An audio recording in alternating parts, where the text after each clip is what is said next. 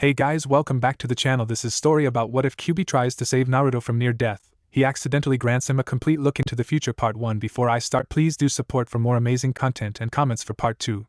Do consider to subscribe my channel and share my video to your friends and check out the description as well. Let's start the video. It was weird.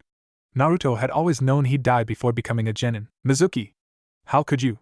Iruka-sensei had arrived too late, unfortunately. Naruto lay on the ground, a Fuma shuriken sticking out of his stomach, and pierced slightly through his back. That was beyond painful. Each breath he took burned and filled his lungs and mouth with blood. His vision started blurring. At least he'll die knowing someone tried to save him. Iruka had dived towards Naruto, but he was just a split second too late. Wait a minute, what did Mizuki just say? Iruka winced as Naruto sputtered. He had heard him.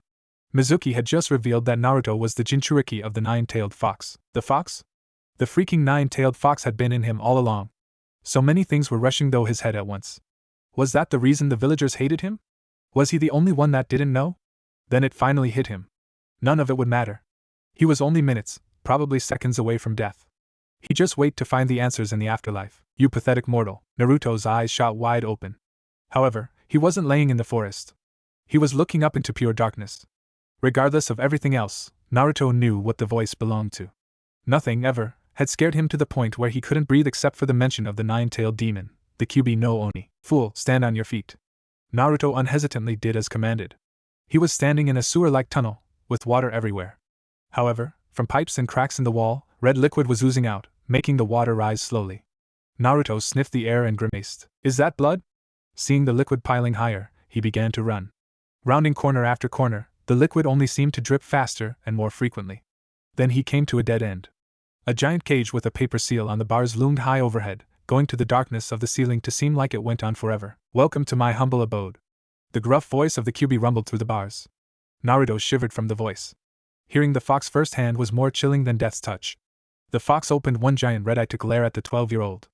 Naruto would have pissed his pants already did. The Kyuubi growled. Disgusting little brat. Can't you do anything right? Your insides even fill with your tainted blood. Is this truly the death you want? The Kyuubi's was bordering criticism and empathy. No! I don't want to die! Naruto cried, running towards the bars. The fox rushed forward but was repelled back with twice as much force. The seal glowed for several seconds before returning to normal. Even in your feeble state, that cursed seal holds strong. The fox laid down and glared at Naruto again. I thought I could escape and just let you die, but that won't be happening. You will not die here tonight. There is too much for us to accomplish together before I can have the satisfaction of watching the life drain from you. What do you mean us? This is my body and I don't remember inviting you. Naruto yelled, pointing at the fox. Knowing that the seal prevented the fox from coming closer gave him the little boost in courage he needed. You have the gall to speak to me that way, but can't even fight off a few villagers or one low-ranked chunin.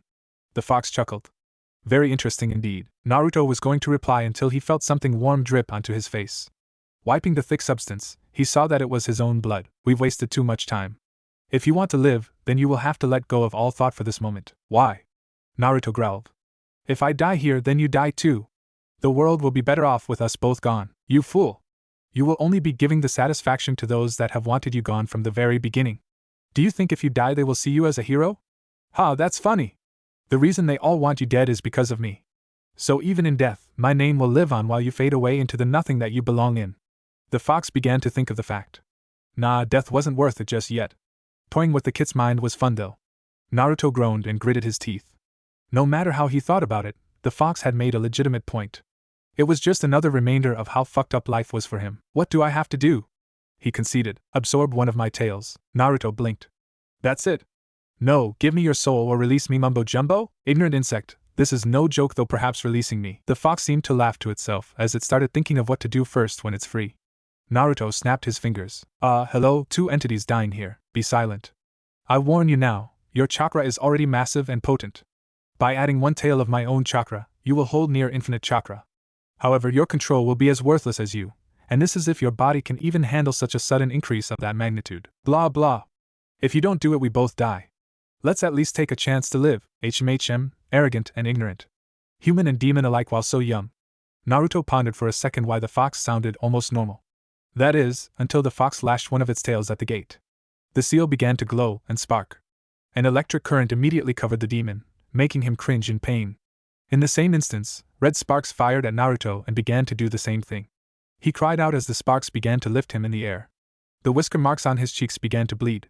His eyes began to glow red. A tail began to form. As the chakra poured into him, something else did as well. They were flashes, as vivid as day. The huge fluctuation of power was causing him to hallucinate, or so he thought. The first thing he saw was himself wearing a leaf headband. Everything in between blurred until it showed him with his two classmates, Sakura and Sasuke. They were taking a picture with a masked, silver-haired man reading a book. He could even hear what was being said. Team 7, Jonin instructor Hatake Kakashi. Though everything in between blurred, he held it all in. The little things such as which shoe he put on first every morning to how many times he ate ramen.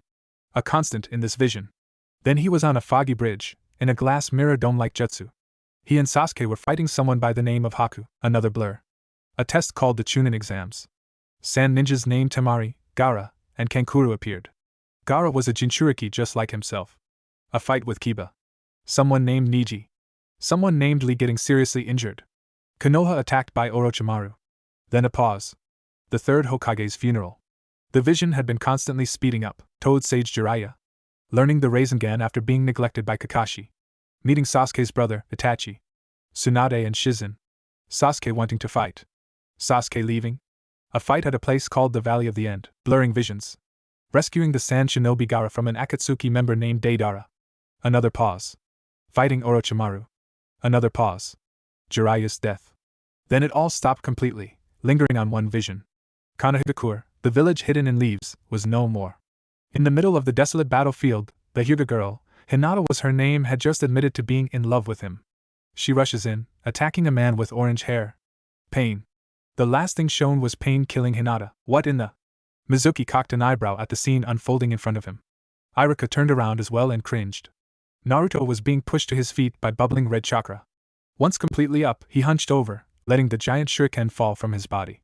The chakra began to solidify, forming ears and one long tail. Naruto, Iruka stuttered. It's still me, Iruka-sensei. Naruto's voice sounded tired and older. His eyes, now feral and red, lingered on the ground as if holding back tears. Go. Do what you must until it is my turn. The fox slowly laid down, panting heavily as the tail that he had gave to Naruto began to blow away as dust. Iruka looked on, both amazed and horrified. You really are a demon? Mizuki called, drawing his second giant shuriken. Naruto, get before Iruka could finish. Naruto had become a red blur. He was right in front of Mizuki. You're the demon. Betraying the village for Orochimaru. Mizuki jumped back and threw the weapon. Naruto easily smacked it away with a chakra claw. Then he soared at the traitor. Spinning, he slammed a chakra tail into Mizuki's gut, making him plummet towards the ground. Landing on a tree for only a split second, Naruto gracefully leaped into the sky until he looked like he was floating in front of the moon. A hand above his head, he turned head first as he began to fall towards the downed Chunin. Chakra began to form and spin in his outstretched palm. Rasengan! The ground shook and wind blew out in all directions from the impact. Iruka covered his eyes as the wind blew dust up. As it cleared, he looked to see Naruto standing over an unconscious Mizuki. Naruto, He was once again cut off as Naruto coughed up blood, the wounds from earlier gushing, and then collapsed to the ground. Beyond the heart and mind, a calling far greater than foretold in legend. Will I be able to find you if I come looking? I don't know. Will you want to be found? Why then? Why did you choose us? Why make us suffer this heartbreak? Because no one else deserves to hate me. Naruto took in a deep breath, eyes opening wide. The sharp smell of medicine, alcohol, and hypodermic needles filled his lungs, making his eyes water. Oh great! He thought. Hell is an eternal hospital. Naruto, you're awake! The voice of his former teacher, Iruka, greeted. Before he could even turn his head, he was being crushed in a hug by the young teacher. Okay, so I take it this isn't hell. What's going on? You've been in a coma for a week, Naruto. You haven't been hurt that bad since you were 6. Naruto's eyes dilated. Again? He thought remorsefully. How, after you knocked out Mizuki, you succumbed to your wounds? I brought you straight here. Naruto's eyes widened again. He had beat Mizuki, which meant all those things he saw. No, it couldn't be. Look! Your friends brought you stuff. Iruka said, drawing Naruto's attention to the cards and gifts on the table by his bed. What? Naruto picked up a large bouquet of flowers. Those are from Shikamaru, Ino, and Shuji. Ino too?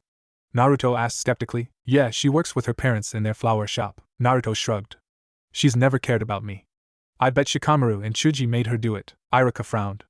Ino may have disliked Naruto in the academy, but he had seen genuine concern when she had come to drop of the flowers.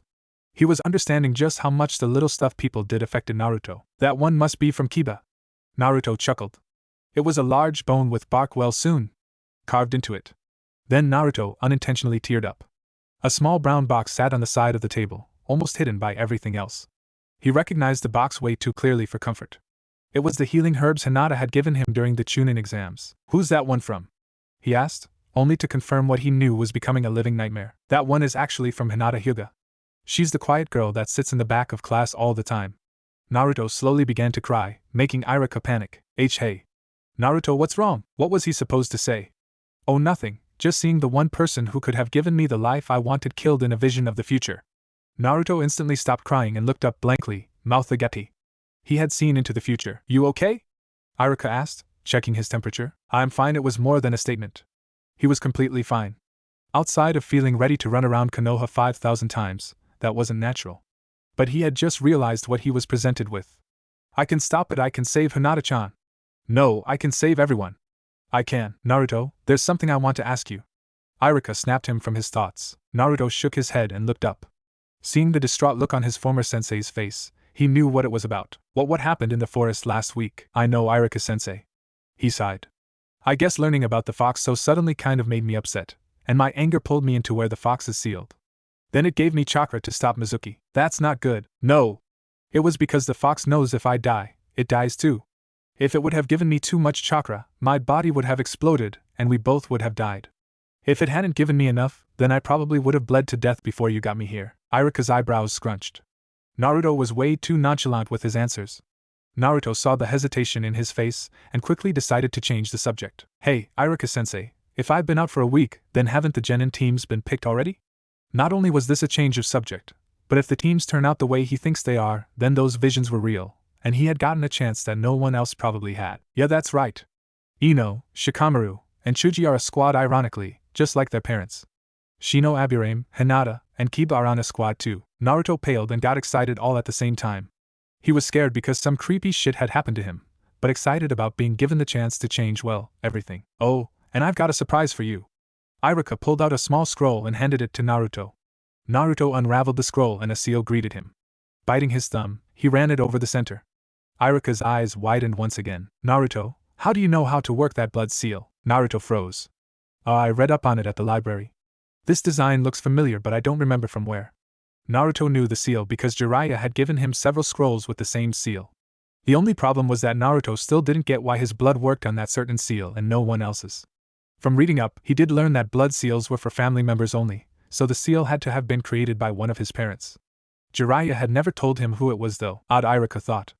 Hokage-sama said this seal was from the fourth Hokage and that he had taken extra care not to let Naruto see it. So how did he know? Whoa! Hittite! And it's black. Wait, so this means, yep, you're a ninja, Naruto. The Hokage thought that we should reward you after stopping a traitor.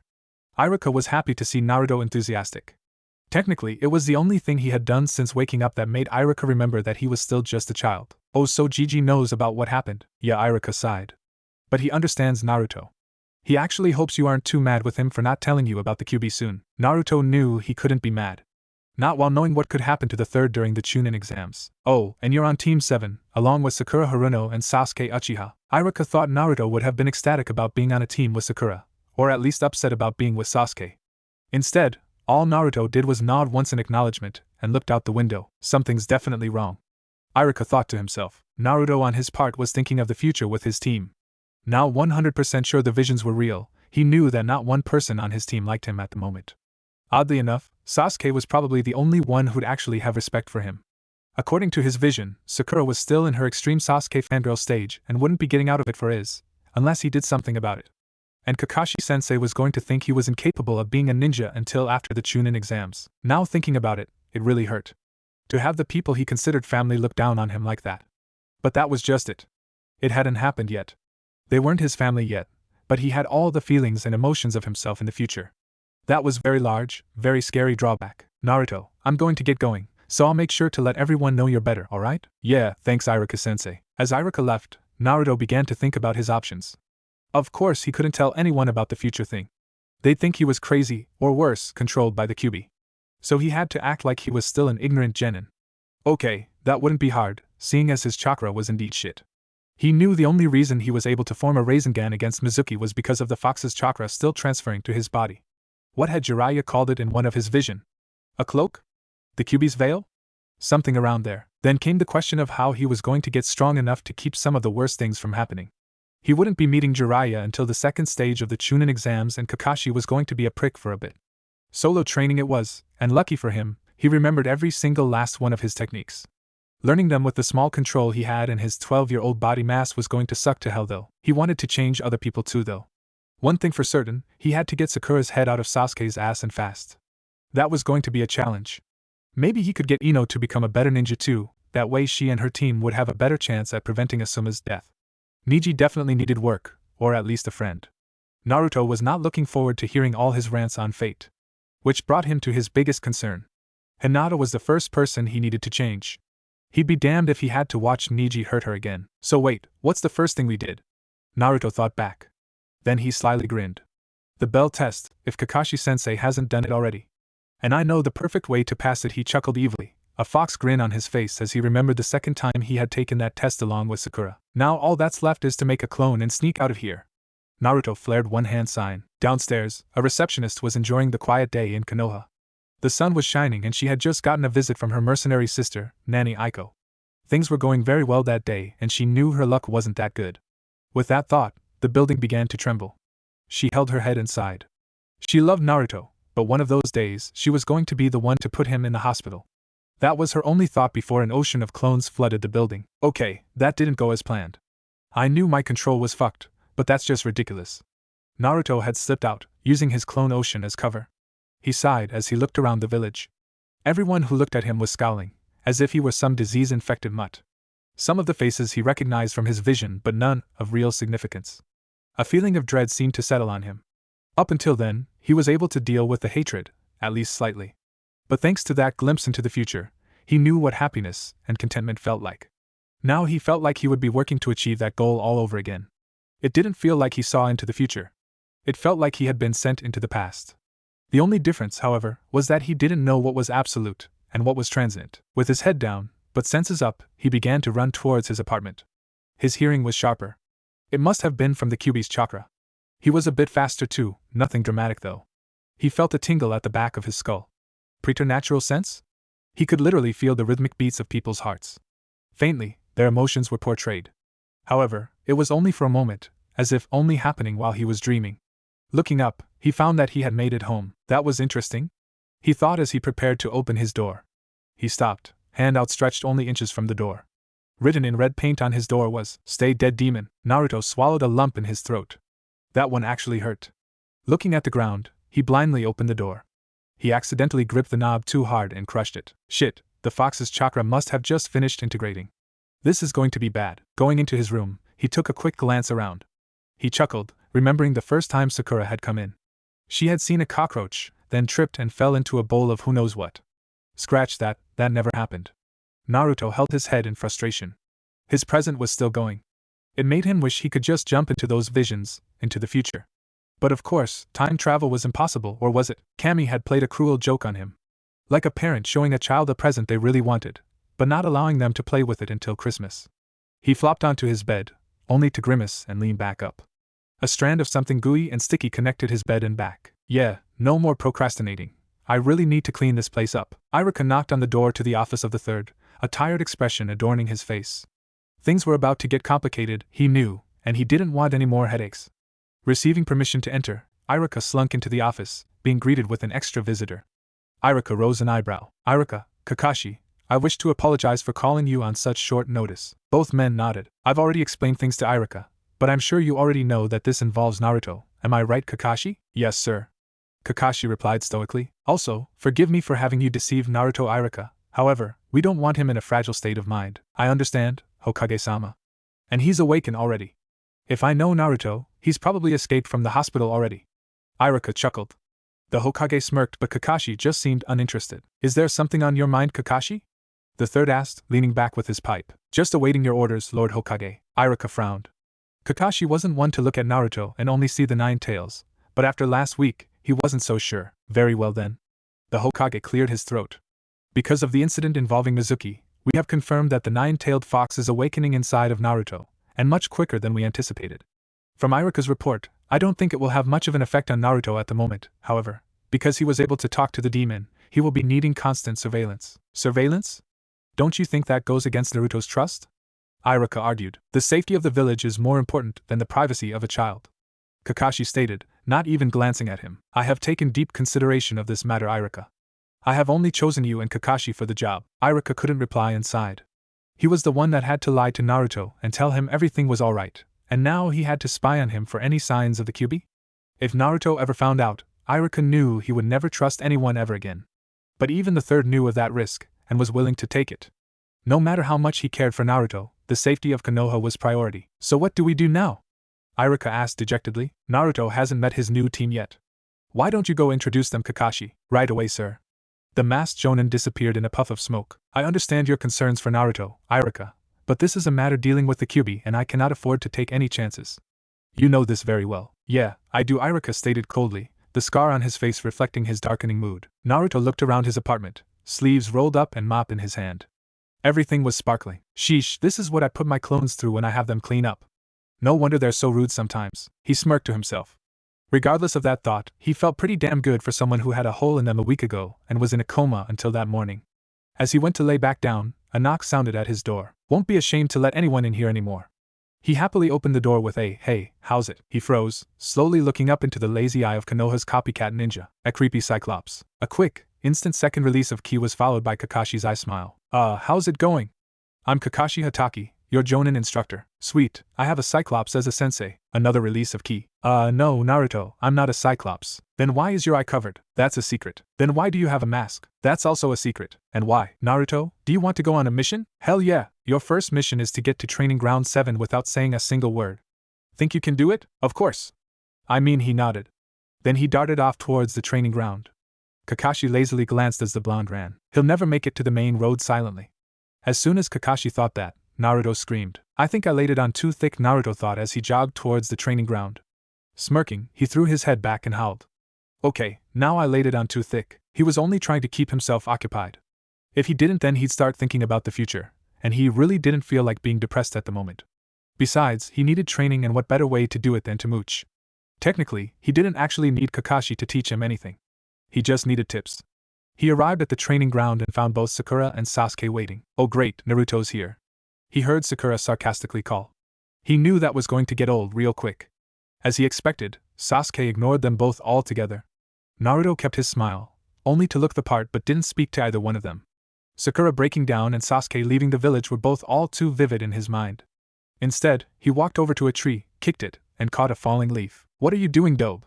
Sasuke asked, only interested in the fact that Naruto didn't latch onto Sakura like a security blanket. I'm going to practice chakra control until sensei arrives. Baka, he could show up at any minute.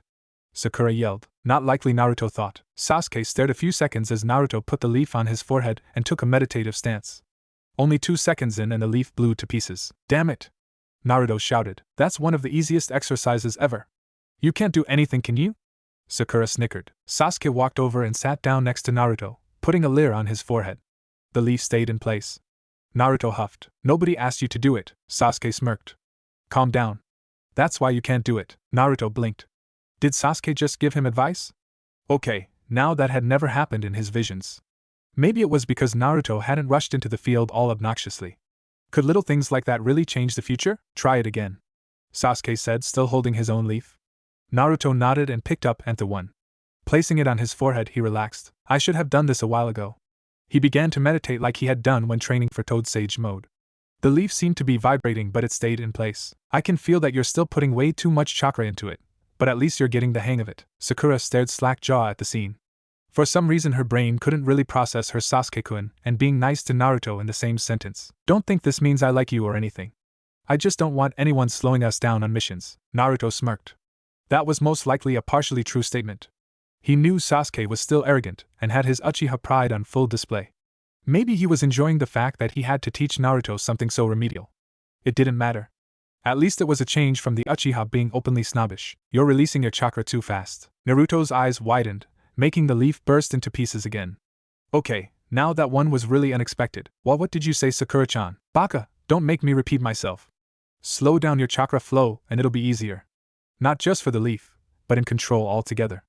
Mizuki-sensei taught us that, remember? Naruto looked down and Sakura clasped her hands over her mouth. Naruto, I'm sorry. I didn't mean. It's fine. Thanks for the advice, Sakura-chan. He once again grabbed a leaf and took his Toad Sage meditative position.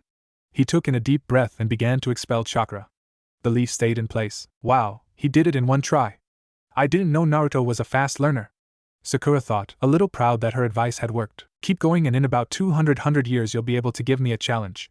Sasuke called, laying back and relaxing. Not even then, Sasuke-kun, Sakura declared. Naruto smirked. What he had just experienced with his team was unique, even if it only lasted a few minutes. For a second, Naruto thought he had presumptuously judged the two, but as of now, only time would tell. He was able to practice the unswayed leaf technique for another hour, Sakura and Sasuke throwing in advice here and there. Kakashi arrived, seeming more happy than he was earlier. Naruto looked in his hand and saw a different book. Ero-sennin's book came out today? This is perfect. Naruto thought deviously. Kakashi-sensei, you're late, Sakura yelled. After a few seconds of silence, everyone looked at Naruto. He rose an eyebrow. What? I got something on my face? He asked. No, it's just Sakura didn't know what she was trying to say. I think she expected you to yell too. It's weird, Sasuke admitted. Naruto cursed. He had yelled the first time Kakashi showed up late. This time didn't look like it had a positive effect, seeing as the three had gotten a little suspicious. On the other hand, Sasuke looked at Naruto and actually didn't see a loser completely. At least he seemed like he was going to take being a ninja seriously. Sakura scratched her head. She had been around Naruto for over an hour and hadn't hit him, nor had the urge to kill him once. He hadn't been begging her to go out on a date or anything. Her fists were actually feeling pretty soft for once. She wondered what was making him act so refined. Kakashi eyed Naruto, slightly suspicious of his behavior. But if Naruto was being calm, that meant he wouldn't distract him while he read Ika Ika Oasis, the 5th installment of the series. In the last book, Ika Ika Desertion, the main character had found out his sister was kidnapped by the woman he loved, and he had to get information. Or Kakashi-sensei, snap out of it, Naruto called, waving a hand in the Jonin's face. If our teacher spaces out like that, we're done for on the field. Sakura groaned. Sasuke nodded in agreement. Kakashi ignored the comments, and I smiled. Alright, since Naruto was the only one not here with us, he's going to be the only one to introduce himself. That was just an excuse to quickly get back to reading his book in privacy. Go on, Naruto. State your name, hobbies, likes and dislikes, and goals for the future. Naruto faced his team. My name is Uzumaki Naruto. My hobbies are training and meditating. I like Ichiraku's ramen only, people who don't judge others without getting to know them. Hina, my dislikes are people who only see the frame instead of the picture. My goals for the future to become the greatest Hokage and protect everyone from anything that could ever happen. All three looked wide-eyed at the blonde shinobi. That wasn't what they had expected at all. Sakura looked down, feeling guilty about her declarations several days ago. My name is Haruno Sakura. My hobbies are reading and shopping. I like Sasuke-kun and Ino Pig when she's not being a jerk. My dislikes are Naruto Baka. My goals for the future are to become a great medical ninja and looks at Sasuke and giggles. She didn't know if it was too soon to start seeing Naruto differently, but she didn't know there was much more to him than she had initially thought. People who only see the frame instead of the picture. Well, that was interesting. Okay. Now that we're all acquainted, time to destroy your confidence. Huh? All three genin rose an eyebrow. You're not really ninjas yet, Kakashi stated cheerfully. What? What do you mean we're not ninjas? Sakura shouted. Naruto just folded his arms, knowing where this was going. The academy test was only to weed out those who have no potential as a ninja whatsoever. We Jonin give the real test to determine which of the passing teams are ready to begin their duties as shinobi or not. So, tomorrow you guys should prepare for happy fun time. Meet back here at 6 a.m. sharp, and don't eat anything or you're most definitely going to vomit. The silver-haired Jonin gave a half-hearted salute and then vanished. Sakura looked horrified while Sasuke had a pensive look on his face. Naruto held in his laughter. Kakashi-sensei was a great actor. He walked back over to the tree and began to practice the unswayed leaf technique once more, now with leaves on his forehead and the bottom of his palms. You're going to practice all chakra control? Sakura asked. Yep. If I don't get better at control, I can't remember. I mean learn any cool new jutsu that Kakashi-sensei may teach us. Naruto rolled his eyes at the end of the sentence. As if that lazy bastard is gonna teach us much of anything. Sasuke turned and began walking away. Sakura ran after him without hesitation. I understand Sasuke's not as bad as he's going to turn out to be, and it might be harder because of this, but I still need to pull Sakura away from him, even if just a little each day. Naruto dropped the thought. He needed complete focus if he wanted to improve his chakra control in a timely fashion. Knowing discipline from training with toads, Naruto was able to sit perfectly still until night had fallen. He hadn't moved in 6 hours. Amazing! Naruto's eyes shot open and he was once again looking at his teammates. Sakura was smiling, being the one who had yelled. Sasuke only held a smirk on his face. I hate to admit it, but that is impressive. For a doe, what's that supposed to mean, team? Naruto retorted, standing. It's a compliment, Baka. We came back a few times to see if you were still here after I came back to get my scarf. You didn't move at all, did you? Sakura seemed a little too excited. No, why? That means you have potential to get better. You won't be dead weight after all. Naruto didn't know whether to be insulted or gratified. Coming from Sakura at this point, he might as well be gratified. Being able to perform a chakra control exercise for long periods of time, even that one, means you've mastered it. Your control should be at least a little above a normal academy student by now. Great, so I'm at least better than Konohamaru and everyone else that didn't graduate from the academy. He thought sarcastically. Well, if his control was past academy level, that meant he could probably make a few solid bunshins. Kage Bunshin no Jutsu. A poof of smoke appeared next to Naruto, and out stepped 4 perfect clones. Good job, Naruto. Sakura congratulated him. Naruto looked at the clone, finally looking at himself. The whisker marks on his cheeks were a little darker, and his hair seemed a tad bit spikier. Maybe even a little longer too. In honesty, he looked a few months older, though it wasn't too noticeable. Too bad it did nothing to his height. Now that I think about it, what happened to the fox? I haven't heard from it since I got its tail. Great, now I have to add see the fox to my agenda. But first, time to break out some of Jiraiya-sensei's old training techniques. By tomorrow, I'll be back at Chunin exam strength. Then, maybe I'll be able to stop Orochimaru from killing the third. Just wait, Uzumaki Naruto is going to change history. After everything we've been through, you're just going to throw it away? I'll never throw it away. My future, my past, I'll take it all with me. And what will we have? What will you leave us? You said that no matter what happened we could always call on you. You said you'd be here for us forever. Forever is eternity. I will be there for you, all of you, for all eternity. Okay, because of the circumstances that prevented me from posting this chapter sooner, I'm going to give a sneak peek at the next chapter of Day by Day. So I see that all 3 of you decided to take the evaluation. But there is one more catch though. You have 2 choices. You can forfeit right now and go back to the academy to try and become ninja next year. He paused for dramatic build-up, watching the 3 preteens' faces show no sign of quitting. Or if you take this test and fail, you will be denied entrance into the Konohagakure Shinobi Corps forever. Sasuke and Sakura's eyes widened in horror. Naruto stared blankly ahead. If he was right, then no one would say anything. However, some things had already changed. He didn't know what to expect at the moment. A quick glance at his teammates gave him his answer. Sasuke looked disgruntled, but Naruto knew his Uchiha pride would never let him back down. Sakura, however, looked a bit too nervous. Naruto's worst fears came to life as he saw her swallow and begin speaking. Kakashi-sensei, I think we should resign until next year. Naruto isn't ready for this yet, so what did you think of Naruto? Irika asked his gray-haired friend, leaning on the side of the Hokage building.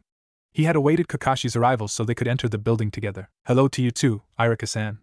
The Jonin greeted lazily and put away the Ika book. Actually, it wasn't at all what I expected. He seemed mature, much more than he was a few weeks ago, or yesterday morning for that matter. How so? Irika asked, raising an eyebrow as they entered the building. It's a possibility that something happened between his trip from his apartment to the training ground, but I'm guessing he's just showing how good of an actor he is. He explained everything that had happened the day prior, from Naruto's apartment to dismissing them at the training ground. Irika listened, nodding his head at several comments. Naruto has been acting strange lately, but so far it doesn't seem for the worse. He hasn't done anything much differently than usual either. It wasn't just because of that. Kakashi continued. When he first opened the door, I saw the same goofy prankster that we're used to. But once he saw me, his eyes changed. It was only for a split second, but I saw so much. They were still the eyes of an adolescent, but one that had seen bloodshed, had known carnage and pain, and even war. Grief, satisfaction, everything except love was there. And I saw it without even using my Sharingan.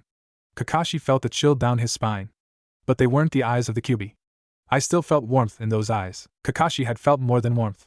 He felt accusations, but he didn't know of what. Even more confusing, he felt forgiveness. In any case, I feel that nothing's wrong at all. Irika stated obviously, making the copycat Nin narrow his eyes. Then he sighed. I suppose you're right. Maybe he's just trying to cope with the knowledge of the Kyuubi. Which is pretty much what you want me to say to the Hokage, right? I just think that a little more observation is needed before we can really say anything that will affect Naruto's future. For a split second, Irika felt weird saying that. He didn't know why, but it felt like he had gone light-headed for a second. You're right. Besides, it'd be far too troublesome to fill out all the paperwork that would come with it. You've been hanging around Shikaku Nara a little too much, Irika said with a chuckle as they both entered the third's office. Training grounds. Okay, not what I expected to see early in the morning. Naruto rubbed his eyes as he entered the training grounds, seeing Sasuke helping Sakura with kunai target practice. Is it me, or has Sasuke been in a good mood for the past 2 days? Hey Naruto! Sakura called, waving. Naruto winced and held his head as a sudden migraine stuck him. Just one little lapse of judgment, and they're acting like jerks again. Naruto stood confused for a second. Was that another vision? It was fuzzy this time though. And he hadn't seen it originally. You okay, Dobe? Sasuke asked, Sakura actually looking concerned as well. Yeah, I guess he walked over and sat under a tree. Maybe all that training last night wore me out. All what training? Sakura asked curiously. I started a new training regimen last night. I was up until 4 trying it out. You shouldn't have done that. What if you're too tired for the test now? Sakura scolded, but not as harsh as usual. No problem, I feel fine. Besides, I can just take a quick nap now before Kakashi-sensei shows up. What if he comes while you're sleeping?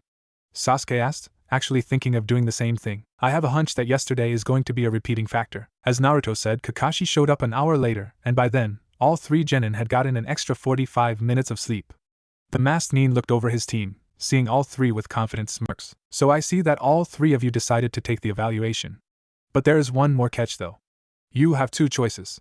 You can forfeit right now and go back to the academy to try and become ninja next year. He paused for dramatic build-up, watching the 3 preteens' faces show now sign of quitting. Or if you take this test and fail, you will be denied entrance into the Konohagakure Shinobi Corps forever. Sasuke and Sakura's eyes widened in horror. Naruto stared blankly ahead. If he was right, then no one would say anything. However, some things had already changed. He didn't know what to expect at the moment.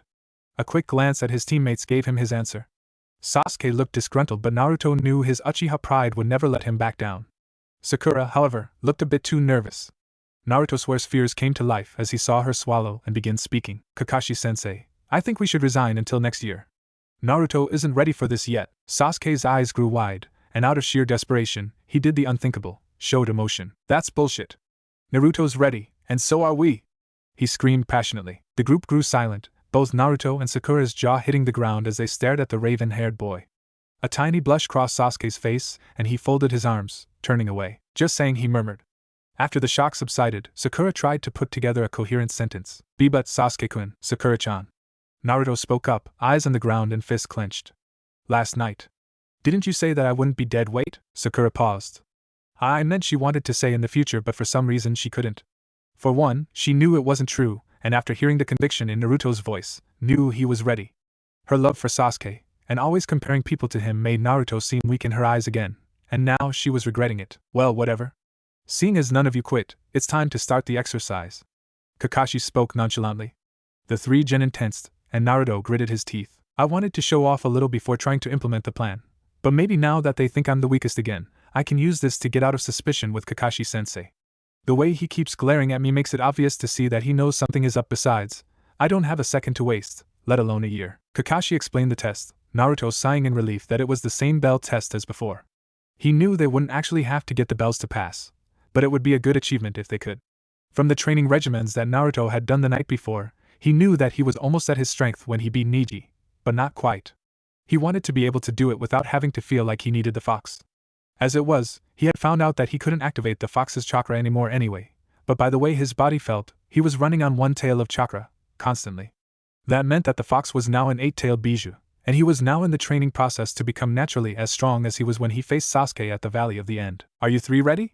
Kakashist, the bells dangling on his side but his book still in hand. Naruto's eyes widened.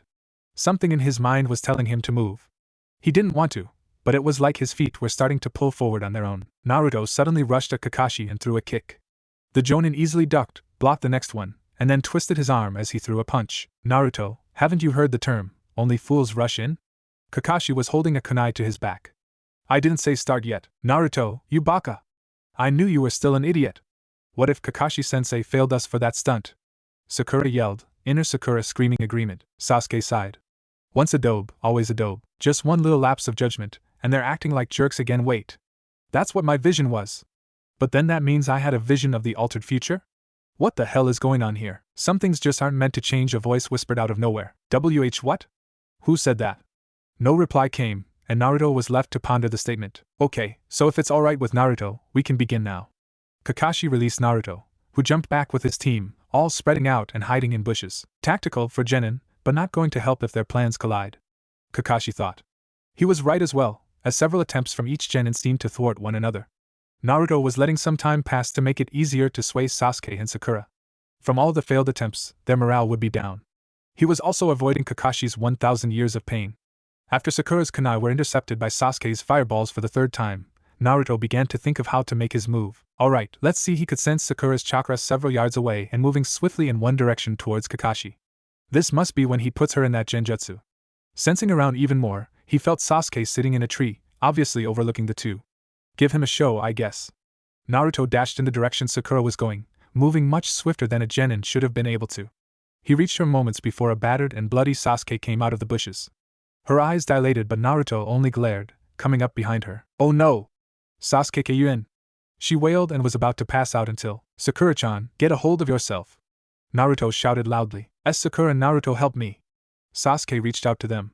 Sakura didn't pass out due to Naruto's yell, and prepared to run to him. Kai! Naruto called and the Sasuke vanished. Sakura stopped in her tracks. What? A genjutsu? She said, looking around. Of course it was. How come you didn't notice that, Sakura-chan? He was actually accusing her but made it sound like he honestly wanted to know. Sakura blushed, and scratched the back of her head. That's because I knew, but I was going to trick Kakashi-sensei. Yeah, that's it.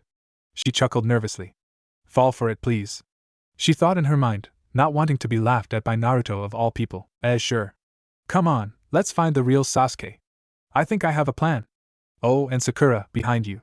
Sakura was going to ask what type of plan could he possibly think of. However, Kakashi loomed over the rose-haired girl. She turned around slowly, and looked up at her sensei. How are you doing, Sakura? He asked politely. Fine? She stuttered, absolutely scared shitless that her sensei was able to sneak up on her without a single sound. Oh, for the love of Naruto rolled his eyes and created a clone, sending it rushing at the two. It jumped over Sakura's head and kicked Kakashi in the face just as Naruto ran up and scooped Sakura into his arms and began to head towards where Sasuke was watching. What the hell do you think you're doing? Put me down! She yelled, bopping him on the head. As she rose her fist to hit him again, a loud explosion sounded behind them, and wind blew around the area. Her eyes widened as she glanced back, so she began. That Kakashi-sensei was a clone? Naruto nodded, and said clone just exploded? One more nod. Oh. She paused. Then she fainted in his arms. Naruto reached Sasuke, setting Sakura down gently at the base of the tree. Sasuke dropped down next to them. How'd you know that was a clone of Kakashi-sensei? He immediately asked. Naruto had already thought of the excuse, but could only hope Sasuke would fall for it. I didn't. I just wanted to hold Sakura-chan and that was the perfect chance. He threw in a chuckle at the end to make it seem legit. Sasuke only narrowed his eyes at him before dismissing it with a humph. Hey, but I do have a plan, but it's going to take all three of us. You have a plan? Sasuke was about to make a snide remark until he remembered the day Naruto tied him up and then hinged into him to try to get a kiss from Sakura. Better to go along with it. But he would get revenge for that later. What do you have in mind? Naruto's fox smile gave Sasuke shivers. Alright, wake Sakura-chan up and… Kakashi sat in one of the trees of the forest, still reading his beloved Ika Oasis. The main character was about to enter the portal that led to a hidden oasis where his sexy little sister was being held captive. He looked up momentarily. It's gotten quiet. What are they? He dodged out the way as several kunas struck the tree where he had currently been sitting. As he touched the ground, his eyes widened as he came face to face with Sasuke. Katon, Gakakyu no Jutsu. Sasuke intentionally fired the large flame slightly towards Kakashi's left. He smirked as he saw Kakashi jump right. Bingo! Kakashi landed right on a vine tripwire. Eye blankly white, he looked up. I never thought I'd say this, but he used substitution with a stray log several feet away just as a giant boulder slammed down where he had tripped the trap. These kids are gonna kill me. I have you now, Kakashi-sensei. Sakura's voice echoed above. Sakura stood on a tall tree branch, brandishing one last kunai. She launched it, but Kakashi was able to simply step aside. Nice try, Sakura. It's not over yet, she called, sticking her tongue out at him. The kunai she had thrown puffed into smoke, revealing Naruto.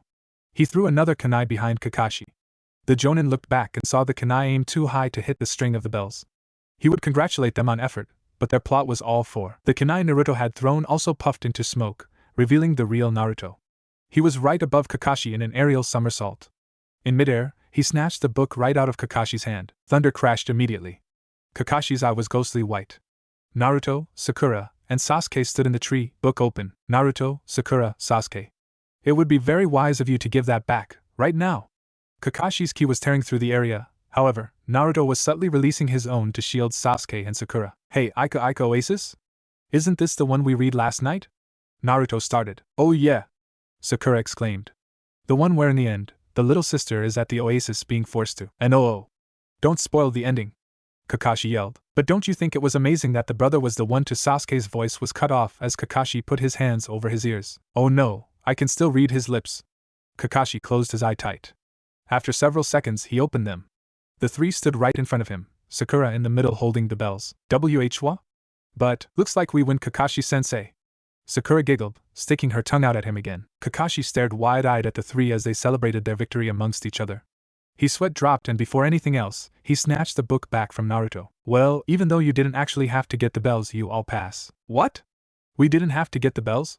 Sakura asked. The objective of this training was purely teamwork. Our squads are made up of a 3-genin cell and their jonin captain.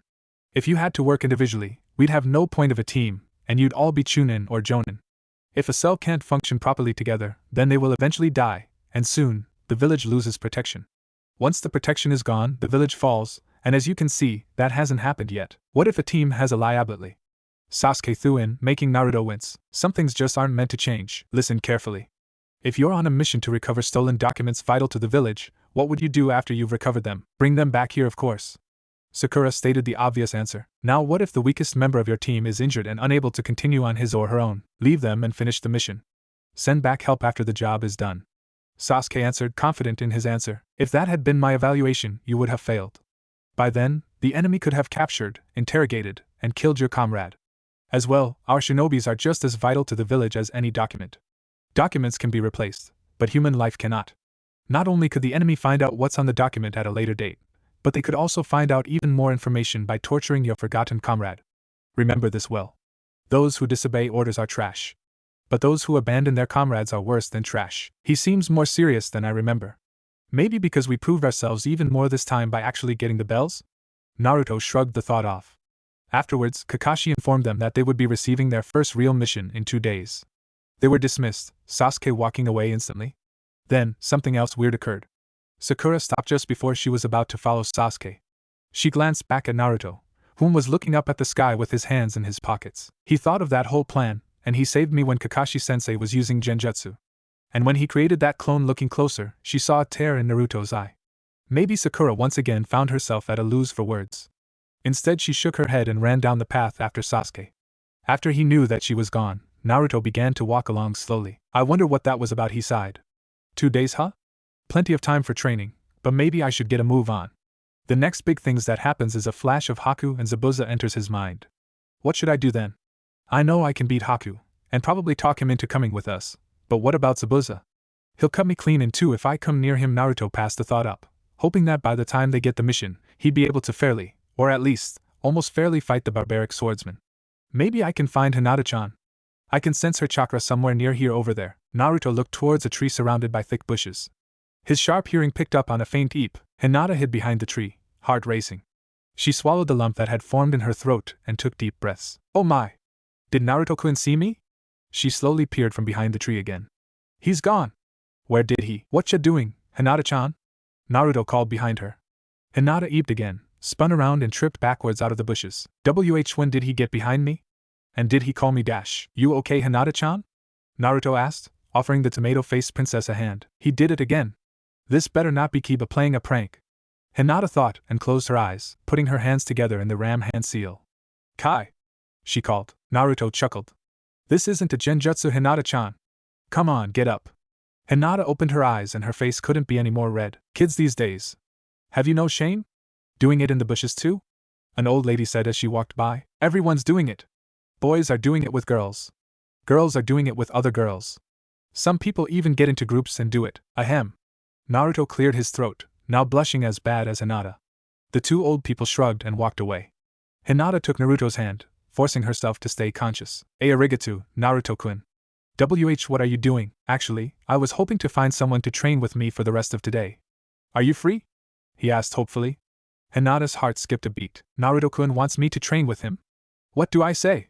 Naruto saw Hinata space out and chuckled, waiting patiently. After a moment, Hinata took a breath and turned to him. She bowed. It would be a great honor to train with you, Naruto-kun. She spat out without a stutter. Naruto's eyes widened in astonishment. Holy cow, that's the second complete sentence I've ever heard her put together. He paused again. First he corrected himself sadly. The first sentence that he was referring to was when she had admitted her love for him in the future. Tears welled in his eyes again. Why was this future thing so frustrating? Yeah, he had seen into the future, but every experience he went through was fresh to him. No matter what he thought he knew, it all could be altered, and not just by his efforts. Hinata gasped and touched his cheek. Naruto-kun, is everything alright? She asked, starting to blush again from the physical contact. Why yeah, come on Hinata-chan, we can practice at my place since I cleaned up.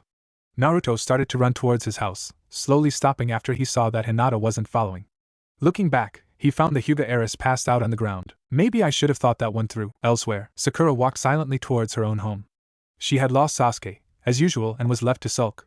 But this time, she wasn't completely sulking over losing Sasuke. Naruto, what's wrong with this picture? How come he's the dead last but it doesn't feel like it anymore? She reached her house and went silently straight to her room. Laying in bed, she buried her face in her pillow. Sasuke-kun, what am I doing? Why won't you carry me like Naruto did? She wondered. Then she began to think of that one moment. The way Naruto held her without a second thought, and even when she hit him, he never dropped her nor scolded her. That was nice of him, he didn't have to put up with me after I hit him, she thought even more, back at the academy. It seems so weird he's nothing like he was back then. No, that's not true. Her eyes began to water. He always was that nice. And he's determined too. She rolled over, looking up at her ceiling. The blank roof seemed transient, and she felt as if she was able to look into the sky. Sky blue eyes. A blush crossed her face and she didn't try to deny it. Even if just slightly, even if just remotely, even if just for the moment, she was falling for Naruto. Where is he? Did you guys see him anywhere? No, I looked everywhere, even in Suna. They haven't seen him either. There is one place we haven't went yet. If we want to stop him, we have to hurry though. No one moved. I love him, so do I. I always have. More silence. The wind blew, blossoms of spring whirling in the air. What do we say if he still wants to leave us? There's nothing to say. We're just going to go with him whether he likes it or not. All three nodded and took one last longing look at their home, before dashing off towards the last place their love could have been. The Valley of the End. The night embraced him like a warm blanket, sending small pockets of air every now and then to balance the heat and cold. The orchestral chirp of crickets and the sound of thousands of leaves swaying together created a relaxing tempo. He lay on the ground, gazing up at the moon, and the small blades of grass tickling his ears. His inertia was the future, and his presence was the force. With nothing but time to think at the moment, he wanted to be able to twist the heavens, move the moon, anything. But nothing he did seemed to change in the way he wanted. Naruto-kun, are you alright? The soft voice of Hinata Hyuga called to him, piercing through his transcending melancholy. He smiled at the girl that sat next to him. I'm fine, he replied. Hinata blushed and hugged her knees to herself even tighter. Naruto thought she looked adorable. Thinking about it, almost everything she did was cute. Earlier that day, he had to carry her to his apartment and wait for her to awaken. On Hinata's part, she accidentally mumbled words she regretted when she awoke. What a wonderful dream! My Naruto-kun is in my room. The Hyuga princess mumbled, wiping her eyes. Naruto blushed deeply, having entered the room while she was awaking. Upon realizing that she wasn't in her own room, and the fact that she wasn't dreaming, the heiress promptly proceeded to faint again, until she felt a hand behind her back. Naruto was holding her up so she wouldn't pass out again. Come on Hinata-chan, if you faint on me again we'll never get to train together. The red-faced princess could only hold her breath and nod at the close proximity of her secret love. It took a while, but Hinata slowly began to grow a bit more comfortable around Naruto. At first, it was only because she couldn't believe how clean his apartment was. Then she almost fainted again at realizing that she really was in Naruto's apartment. After a makeshift tour of his home, Naruto treated Hinata to his own home-made ramen, courtesy of Chef Ayam Ichiraku, before they decided to head out. They trained together for the rest of the day, Hinata practicing the traditional juken and Naruto increasing all around. So after a long day of nothing but fruitful sparring and companionship, Naruto decided to actually get to know the starry-eyed girl better. Hinata-chan, this was fun and all, but it doesn't really feel right. The blonde teen stated honestly. His gaze never left the overhead canopy of the outlining forest, nor the slightly blending beauty it held with the night sky. His gaze drifted to the moon and it brought a smirk to his face. It reminded him of Hinata's eyes. What do you mean, Naruto-kun? Aren't we sparring partners? She asked, only slightly realizing the way it sounded. It was only then when she realized what Naruto meant. Well, we're friends, aren't we? I mean, today we just randomly decided to spar together. We didn't even really talk, not even in the academy. Like, what do you want to do when you're older, and what about your family? He asked this all while still gazing at the moon. It was funny. He didn't remember doing stuff like this in his visions. Maybe because he did honestly have to be more refined. I guess we kind of got caught up in the moment, Hinata said and tried to smile to ease the tension that was slowly building. It worked, as she noticed Naruto visibly relax and close his eyes. Well, I guess what I want to do in the future is become a great kunoichi. I want to be able to protect my friends and family, and prove to everyone that I'm a capable ninja. She blushed, leaving out the part where she hoped he would be in her future as well. That's weird, Naruto stated nonchalantly, making the Hyuga heiress pale, and tears well in her eyes. I already think you are a great and capable kunoichi, he said, glancing at her out the corner of his eye, fully aware of what the statement would do to the girl. He wanted to take it slow, but he sure in the hell wasn't going to let Hinata get away. They could be friends for a while, but sooner or later, he wanted to make her his. That way, Pain wouldn't be able to. Arigato, Naruto-kun. It's getting late. And maybe we should head back? She suggested. Naruto frowned but agreed anyway. He hadn't learned anything about her, at least, not anything that he didn't already know. Wait, Hinata-chan. There's something else. Naruto leaned onto his elbows. You use the Juken really well, but it's too rigid of a taijutsu for you. Hinata pouted in confusion. What do you mean, Naruto-kun? It's the only taijutsu that my clan uses. Naruto remembered the newer techniques that Hinata had used in the future, and some of the ones that she had created herself. He knew that she would eventually have a Suiton affinity which would most likely lead to her developing such new skills. Then be different. Do you already know your elemental affinity? Hinata nodded, a slightly solemn look adorning her face. Hi, it's water. I'm the only Hyuga outside of my mother to ever have a water affinity. Naruto could tell that it wasn't a good thing for her. Most likely, the Hyuga were mostly a Doton-based clan, Earth. It was evident by their rigid fighting style and stoic demeanor, while Hinata's body was more flexible and fluent, along with her emotions, just like water. Naruto smiled at the girl, snapping his fingers a few times to get her attention. Hey, don't do that. You're too pretty to be all frowned up like that. His words had the desired effect as her face took on the hue of a rose, but her lips curled into a tiny smile regardless. Arigato Naruto-kun, like I was saying, since you have a water affinity, you won't be able to use the traditional Juken as well as the rest of your clan. You're too fast and fluent for it. You can improve it, Hinata-chan, and make a style that not even your father could surpass. Well, with training of course. Do you really think I can, Naruto-kun? She didn't want to get ahead of herself. Listening to Naruto, the short explanation did make sense. She had come to the conclusion several times on her own, but never had she dared to change tradition. However, being around Naruto was seeming to give her a huge confidence boost, one that she hadn't felt since the times of her mother. Of course you can. As long as you don't give up and don't let anyone stand in your way. As far as I'm concerned, you're the strongest genin kunoichi in Konoha, and one of the strongest genin as well. Pretty sure you can kick my ass if you got serious. Hinata blushed deeply at his words of encouragement. No one had shown that much faith in her in a long time. It brought tears to her eyes. The feeling was even greater because it was Naruto of all people giving her this encouragement. With a resolute nod, Hinata's eyes, for the first time in years, shone fierce determination. Already her mind was going through several scenarios of new techniques and fluent patterns to incorporate into her fighting style. Can I walk you home, Hinata-chan? He asked, jumping up and extending a hand to the reddened princess. I would love that, Naruto-kun. She agreed, slowly taking his hand. Naruto chuckled to himself as she trembled. It wasn't how he had planned for the day to go, but Hinata had surprised him. She was much more skilled than all of the girls her age, and he just wanted to keep pushing her to see how strong she actually was. Wait, what did Hinata just say? See, can we hang out again? In a few days, Naruto-kun? Naruto almost stopped walking. Of course, Hina-chan. Anytime you want, you know where to find me, more than you know. Hinata thought, blushing. They walked to the Hyuga gates in silence, either knowing exactly what to say to the other. Hinata hadn't expected to spend the day with the blonde shinobi. She even wondered how she managed to go the whole day while only fainting once around him. This isn't Naruto-kun. I guess I'll see you later. Alright. See ya, Hinata-chan. Hinata prepared to turn and go into the mansion. However, Naruto gently grabbed her shoulder and in the same instant, planted a small kiss on her cheek. Hinata froze, eyes wide. Naruto grinned and dashed off back towards his own home. Hinata slowly turned around, opened the gate and walked back towards the mansion. Silently opening the door, she walked up to her room. Her little sister, Hanabi, stood right in front of her room, smirking arrogantly. So where have you been, Nei-san? She sarcastically added Nei-san, showing no respect for her older sister. Hinata didn't reply, angering Hanabi. I said, where have you thought, Nei-san? Naruto smirked to himself, as he reached his apartment. It was a last-minute thought, but he was sure that kiss let Hinata know how he felt. I will save you this time, Hinata-chan. We'll get stronger together. He thought as he entered the building. Kicking off his sandals and tossing aside his vest, he flopped onto his bed. Alright, so what's on the agenda now? He closed his eyes, slowly drifting to sleep. I guess it's that time. A chill went down Naruto's spine. He opened his eyes and found himself in front of the Kyuubi's cage. The ground was no longer covered in water, but everything else remained unchanged. However, Naruto couldn't see the Kyuubi inside the cage. Hey fox! You here? You damn well better be! He yelled. A grumbling sound echoed from behind the bars and Naruto knew the fox was still imprisoned. Go away, Kit. What? Why? Giving up a tail hurt your pride or something? Naruto chuckled, feeling no regret in taunting the fox. I saved your life, you insolent fool. You'd better show a little gratitude, Naruto sighed. Yeah, the fox had saved his life.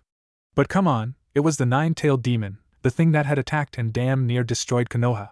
Add that to the fact that it was the reason most of his life turned out to be bullshit, and seeing it suffer wasn't as bad as it seemed. Fine, fox. By the way, what's the deal with these visions? I'm seeing into the future, and you never told me that was part of the deal. It is a side effect, nothing more. Everything you saw is what is supposed to happen, Naruto scowled. That's not true. Some things have already changed. And I know, Hinata-chan. I said it's what's supposed to happen, not what will happen. You can change some things if you try hard enough. Some things, however, are determined by nature itself. Nature, no. I won't accept Hinata-chan's death. I'll save her and everyone else. If that is all you wanted to know, then leave. I want to sleep for a few years. A few years? What about the Chunin exams? And Sasuke? Naruto asked in a panicked voice. You have one tail of my chakra coursing through your tainted veins, don't you? You are smart enough to get stronger on your own to defeat the Hyuga and the Uchiha. Now be gone. Your voice annoys me. The fox went silent and Naruto was pulled from his mind. However, the Kyuubi opened one eye after Naruto was already gone. It looked back at its swaying tails. It only had 7 left. In the real world, Naruto groaned and turned over in bed. Great, now what do I do? He thought, trying to fall asleep completely. However, as he closed his eyes, he felt himself being forcefully pulled. Opening his eyes again, he found himself on the ground, several black rods sticking into him and pinning him to the ground. What the hell? He tried to move, but the pain stopped him immediately. What's going on here? I'm just being selfish. Hinata-chan? No. Not again. Why am I still seeing this if it's not going to happen? Naruto screamed in his mind. Some things just aren't meant to change. You showed me the right way, Naruto-kun. You were there for me. You helped me get stronger. No. Hinata-chan. It won't end like this, I promise you. His voice wouldn't come out, and he could still feel the pain from the stakes in his body. I was always chasing you, wanting to overtake you. I just wanted to walk with you. You gave me that, Naruto-kun. I just wish I would have told you then. We never got together still? Why? As if she had heard him, Hinata kept talking. I'm sorry, father never allowed it, Naruto-kun, but seeing you whenever I got the chance kept me going. And Hayashi? Naruto was on the verge of tears. I'm not afraid to die protecting you because Naruto closed his eyes, cringing as tears stung his cheeks. Love you? Hinata-chan. The rain settled over Konoha like a bad omen. 2 days prior, an appalling standstill left the village in melancholy.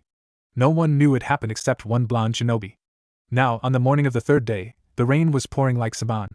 The Jinchuriki had yet to leave his apartment. A knock sounded at his door. Someone was knocking again. It was the 3rd time. He hesitantly stood on 2 shaken legs.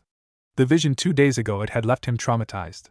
To see it again, with even more clarity, with even more feeling. It was as if he was actually there that time. Naruto, open the door. Sakura's voice called just as a crash of thunder sounded. Not knowing what else to do, he slowly opened it, instantly stepping aside to let the bubblegum-haired kunoichi inside. Letting down the umbrella she held, Sakura paused for a second, taking in the clean apartment she hadn't expected to see. Getting over it after a second, she turned to the pale blonde. No wonder you didn't show up to training, you look terribly sick. Naruto looked at his hands and indeed, he was as pale as paper. His body even ached, as if he had just been in the fight of his life. What happened to you? She asked, cocking an eyebrow. Slowly catching up to speed, Naruto shook his head to clear his thoughts. What are you doing here, Sakura-chan? He asked, his voice coming out hoarse. Sakura put her hands on her hips. I come to check on you and that's the greeting you give me? She smirked slightly, seeing the small blush pass his features. That's just it. Why did you come to check on me? He mumbled, but Sakura heard him, getting slightly hurt from the statement. She sat on his couch and sighed. I was worried, Baka. I wanted to apologize. So you came through the rain just to do that? Naruto was just saying whatever came to mind. It wasn't intentional, not completely. However, a smack to his face completely woke him up. Yes. I trudged through the rain and mud to come and apologize to you, Naruto. She shouted, a tear in her eye. As Sakura-chan. I'm sorry, I didn't mean to. You know what, forget it, Naruto. I thought you were different than when we were in the academy, but now I see that you've only become a jerk. I should have known better to think anything else. She cried and walked towards the door. As Sakura-chan. Wait, I said I'm sorry. You can't go back out there, you'll get as sick as me. Sakura paused. He had a point, but she didn't want to be there anymore. She had thought that she could confirm something by going to him. By going to him while a storm was brewing. She thought that he would welcome her, arms wide open. She just wanted to see what it would feel like to be held by him once. But she wasn't expecting the greeting she got. Baka, she mumbled before returning to the couch. Honestly, I don't have a clue what's going on here. Even if she was just checking up on me, why the hell would she come when it's pouring down outside? I really hope Sakura isn't this stupid. Sakura sat on the couch, holding herself. She was thinking that she shouldn't be there in the first place. Impulse had made her want to see the blonde since her thoughts a few days prior.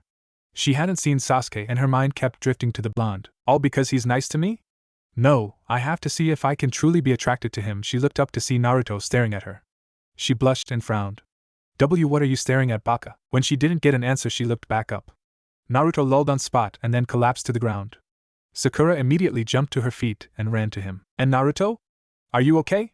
She shook him slightly. Of course he's not okay, he just passed out. Sure mate, what do I do? Hearing Naruto's breathing grow heavy, she began to panic. No. Why did I have to come over here? Damn you for being sick, Baka? She cursed Naruto, as if it was his fault to intentionally be sick. As Sakura be bathroom, Naruto breathed out heavily. Naruto had a good idea of what was happening to him. The fox was hibernating, meaning he was as close to being alone in his body as he could get without actually releasing the demon. It felt weird, and it was something he hadn't anticipated on happening. He would have to get used to relying on his own strength for a while. Feeling Sakura's presence disappear into his bathroom, he slowly did several hand signs and focused on letting his chakra flow throughout him. He cursed himself for feeling so weak. The amount of his own chakra that he had stored up inside of him was pathetic compared to the amount that Kyuubi usually let course through him. The only saving grace was that he still could do everything that he could before the Kyuubi started hibernating. What am I looking for, Naruto? She cried. A warm towel and soldier pills, he said, not being able to think of anything else. She did as he said, coming back and putting the towel on his forehead. At this point, he was starting to feel a little better, though his body felt extremely hot. He began to grow lightheaded again, however, he felt aware. More aware than usual. His breathing began to grow heavy again. Sakura popped a soldier pill into his mouth and helped him swallow it. On her part, Sakura was starting to calm down as she noticed his breathing evening out. She let out a sigh of relief and watched as he closed his eyes. He looked as if he had fallen asleep, but she couldn't really tell. A small blush found its way to her face again when she realized how innocent he looked in this state. Calm, peaceful, and cute even. Hesitantly, she reached out and stroked one of his whiskered cheeks, flinching as he shuddered from the touch. When she moved her hand away, his face followed, almost as if he didn't want the touch to end. Blushing even more, Sakura looked away, finding interest in the abundant space of Naruto's apartment. There wasn't much at all, she realized. They were in his living room and all he had was a sofa, a small table with a withering plant and a small analog television. To the left of the living room, facing the door, was a small open kitchen area with a small stove and fridge. On the outside of the kitchen area, down a small hall, was a door leading to the bathroom, and just a bit farther than that, Naruto's bedroom. It must be so lonely living here alone, she thought. Her thoughts drifted endlessly, though she didn't realize the one true reason she was there. Sakura was at the age where girls dreamed.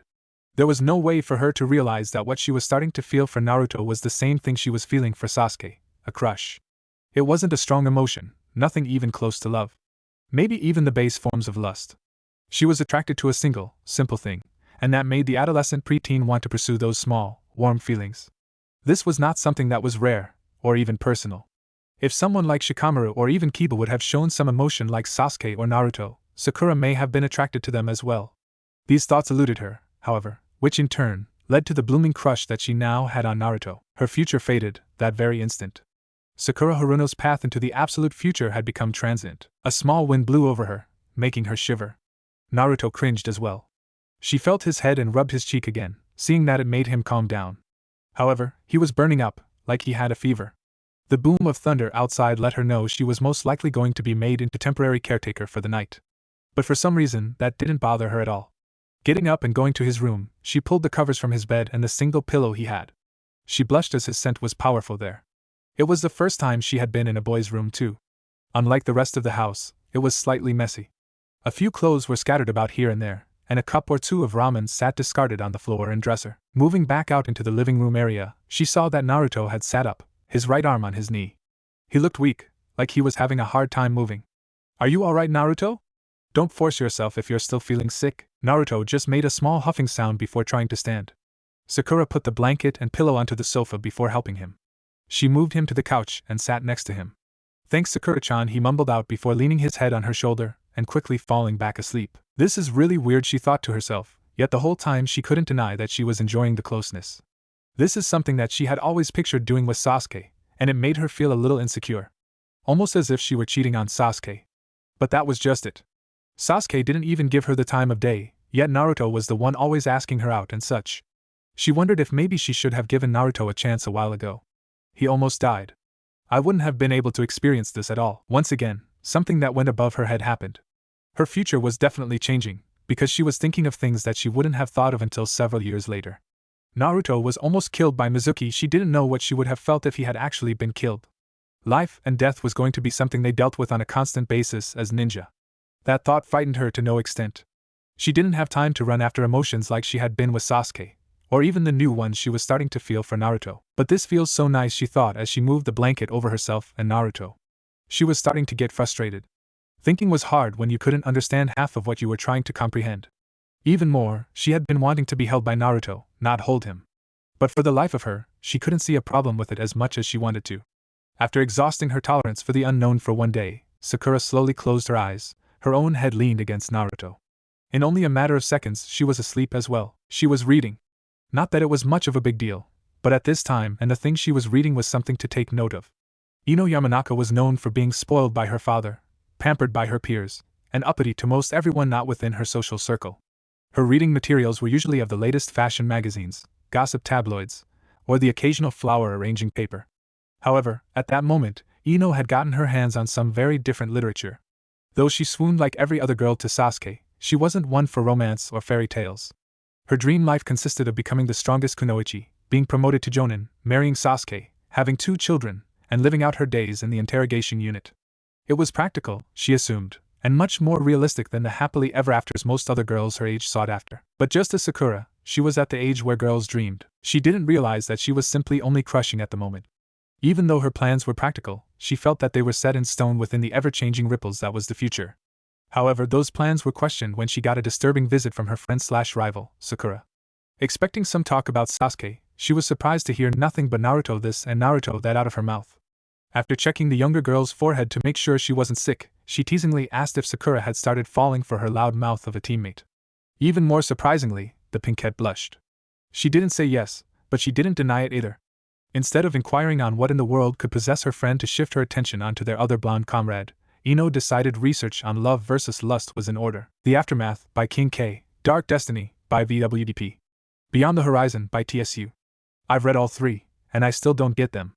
Ino hung her head. She started with The Aftermath, which was an epic-length story, and still unfinished by the end of the book that she read up to. It was about a teen that uncannily resembled Naruto. He had a huge battle with his best friend, who turned out to be much more of a dick than he originally showed. The 2 boys had a friend that was a girl. She had a crush, in Ino's opinion, on the best friend that was the dick. And even when the main character, the one whom resembled Naruto, was injured after their fight, she only cared about the one who had betrayed them. She understood that the Naruto-like character had always had a crush on the female, and that it had developed to the point where he would probably give his life for her. But she just didn't see it, and in the end, she would lose her chance to a girl whom had always truly loved the Naruto-like character. That is so Hinata. She thought while reading. Ino read as much as she could, leading into a much deeper and epic story that she couldn't recount at the moment. It was full of challenges, love, anger, sadness, death, and happiness. But the main thing she drew from it was the regretted loss of love. Sakura may be trying to fix her relationship with Naruto before that happens. But I just can't see Sasuke doing something so terrible like that. I mean, that guy. Even she stopped her line of thinking due to a scene she found extremely mortifying. Continuing on her research, she thought about the next story on her list. Dark Destiny, she sighed. This one had sent a chill down her spine. It was a tale, almost like the previous, where the main character was betrayed by his 2 best friends, being a guy and a girl. Once more, the girl had a crush, in Ino's opinion, on the best friend who ultimately turned out to be a dick. The characters were older, and their feelings should have been more developed. However, the girl showed her immaturity by denying the feelings of the guy she should have went for, crushing his heart in a much more hurtful way than necessary. The guy, having had his heart shattered, swears revenge on the girl and the best friend, leading to him betraying his own home and friends, giving up almost everything to avenge his own emotions. What caught Ino's attention in this story was the extra female that ended up having a romantic tie-in with the main character. This one hadn't seemed like Hinata at all. She's like an older me, she thought.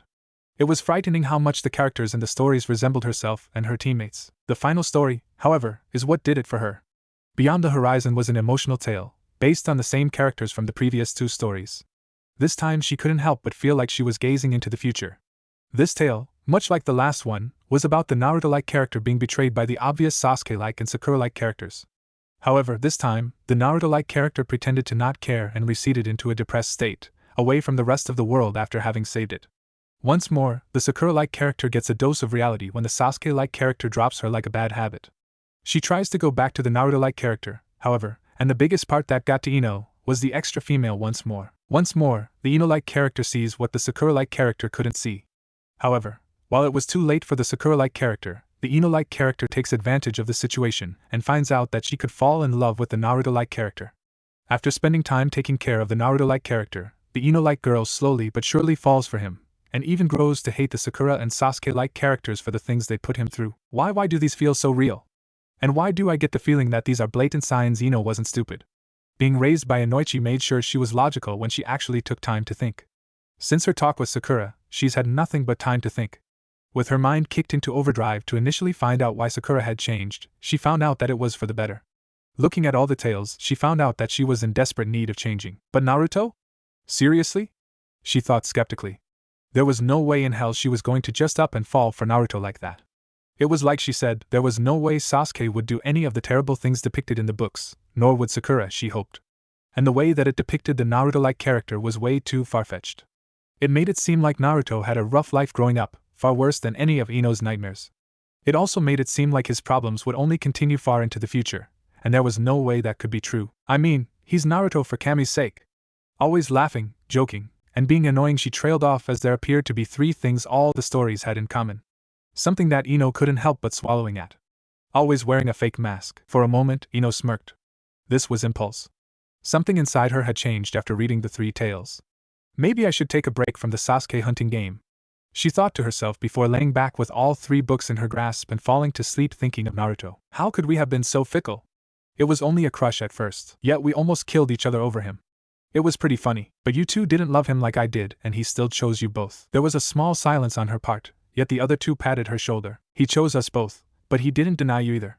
That's why we should look for him now. Because he decided to make us all happy, even though we hurt him first. Let's go. We'll show him that as fickle as our younger hearts were, our hearts now beat only for the one we love. And they'll beat on, now and forever. We're coming for you, Naruto-kun. Her heart ached a bit. Even after her quality time with Naruto 2 days prior, she wished to be near him. She had even gone over to his apartment, showing an initiative that she didn't even know she had herself. However, after knocking on the door for several minutes, she was disheartened to get no answer. Even with the little courage she had, for some reason, she couldn't build up the courage to actually call out to him, to announce that it was her that was there.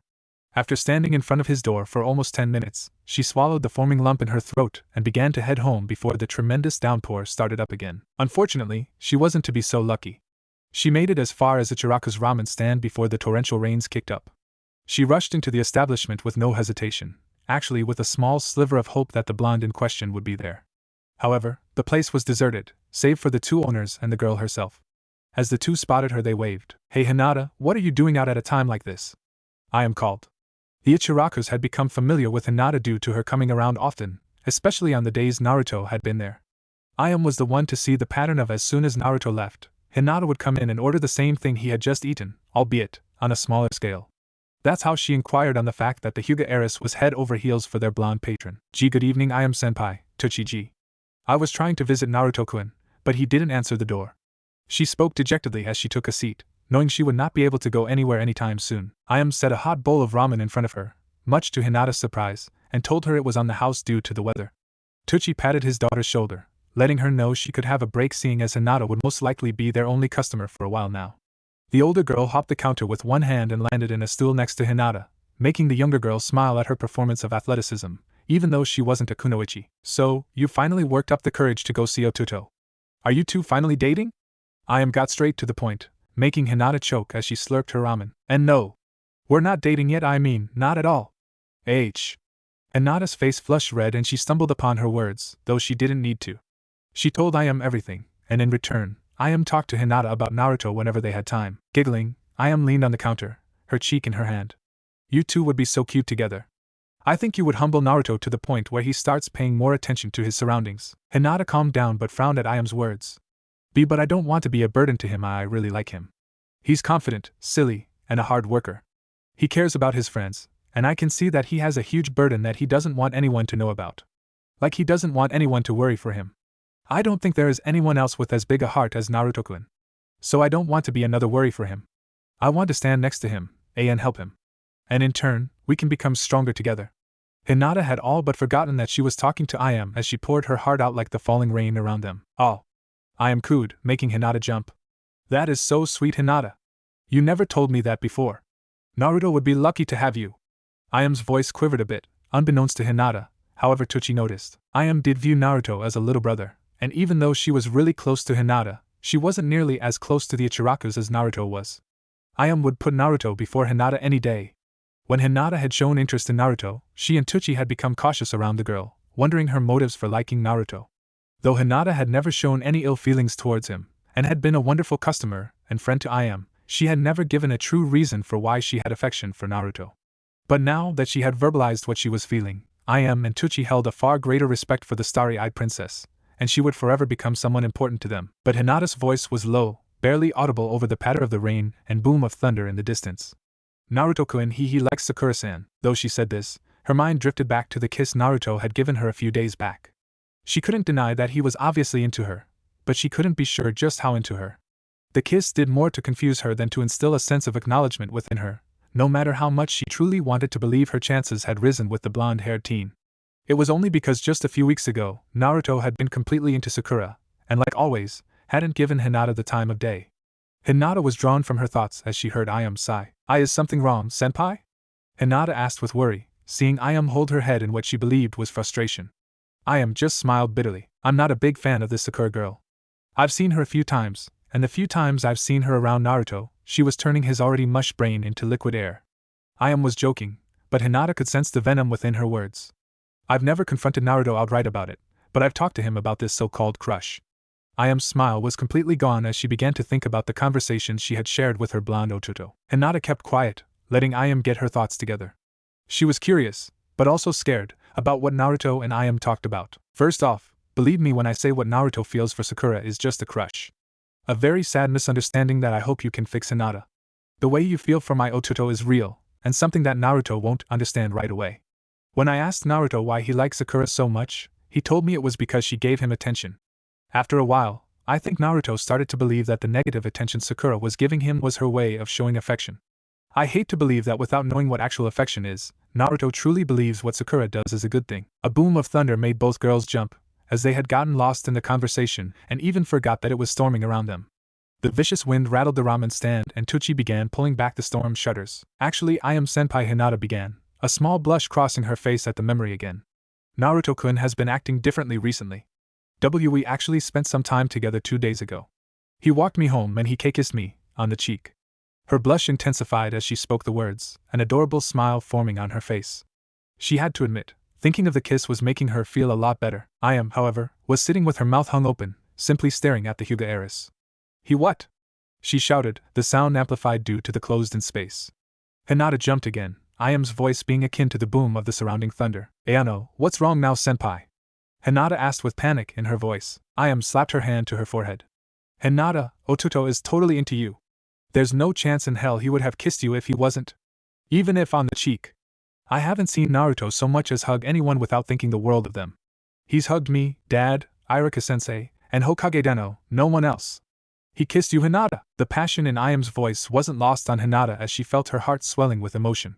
When she thought about all the times she had seen Naruto, it was true. Naruto made very little physical contact with other people, probably one of the reasons he had believed Sakura's physical contact was affection.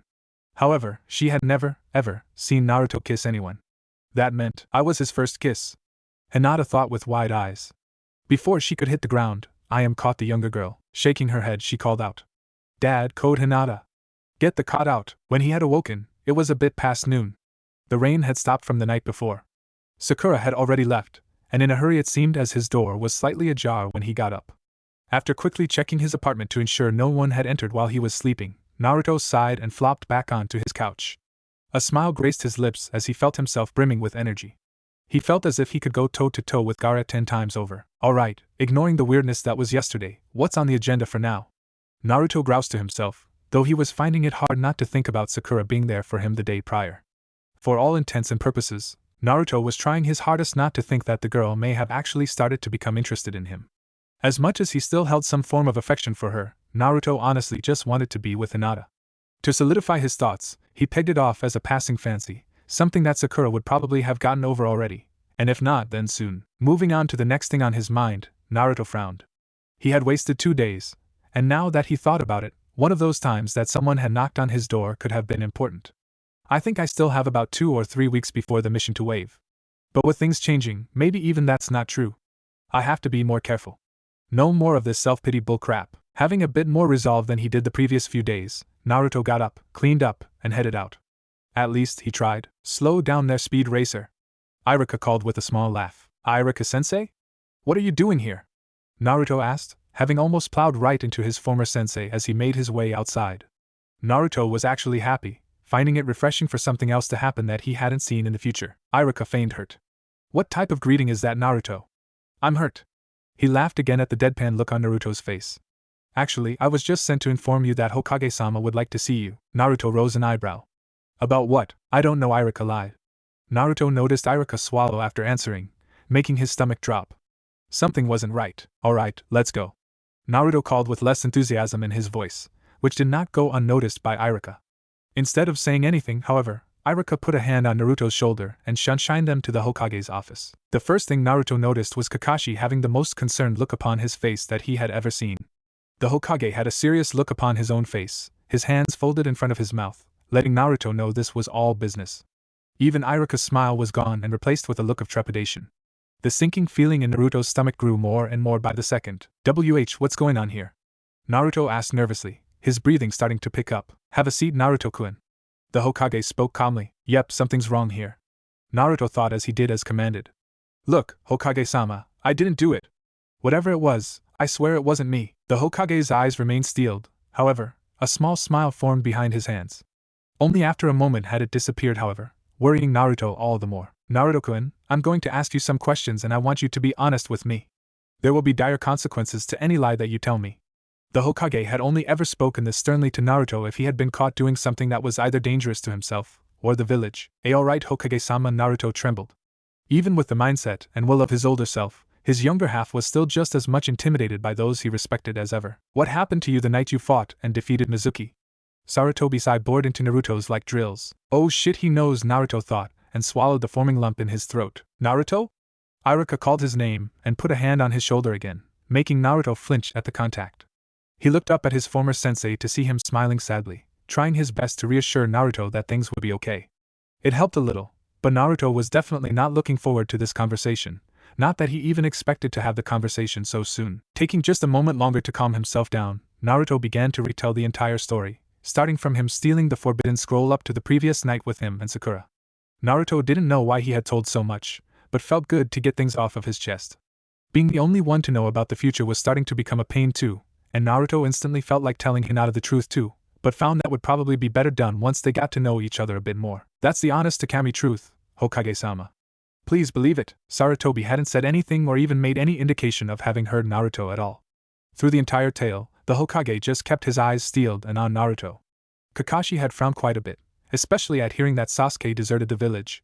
Iruka of all people was seething in anger, especially at how little he seemed to be around for Naruto in the future.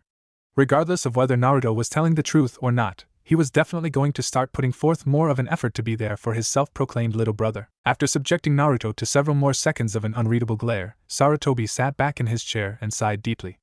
I believe you, Naruto-kun, he said, making both Iruka and Kakashi pale. Though Iruka had already been more inclined to believe Naruto, Kakashi had actually hoped that Naruto's tales were false. It put everything into perspective for him. Naruto was shocked speechless, something that Sarutobi noted he would need to learn to do more often. Seeing the blonde trying to formulate his next words, he awaited patiently. But why? Was all Naruto could get out. There were several things within your tale that you should have no possible way of knowing Naruto. Such as Jiraiya's true nature, his relationship with Tsunade, her apprentice Shizen, and several places throughout the world that you have not visited as of yet.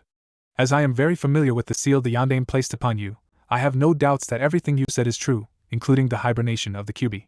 Main of all, however, is that I have only been informed of Akatsuki by Jiraiya, and no one outside of these four walls has any knowledge of their existence. Naruto was sweating but had gradually began to get happier as Sarutobi explained why he believed him. However, something caught Naruto's attention. Wait, but Ero-sennin knows of the Akatsuki and he's not here. Geez, I can see that's going to be a headache already. A very familiar voice called out from the shadows. Naruto's heart skipped a beat, and he turned instantly.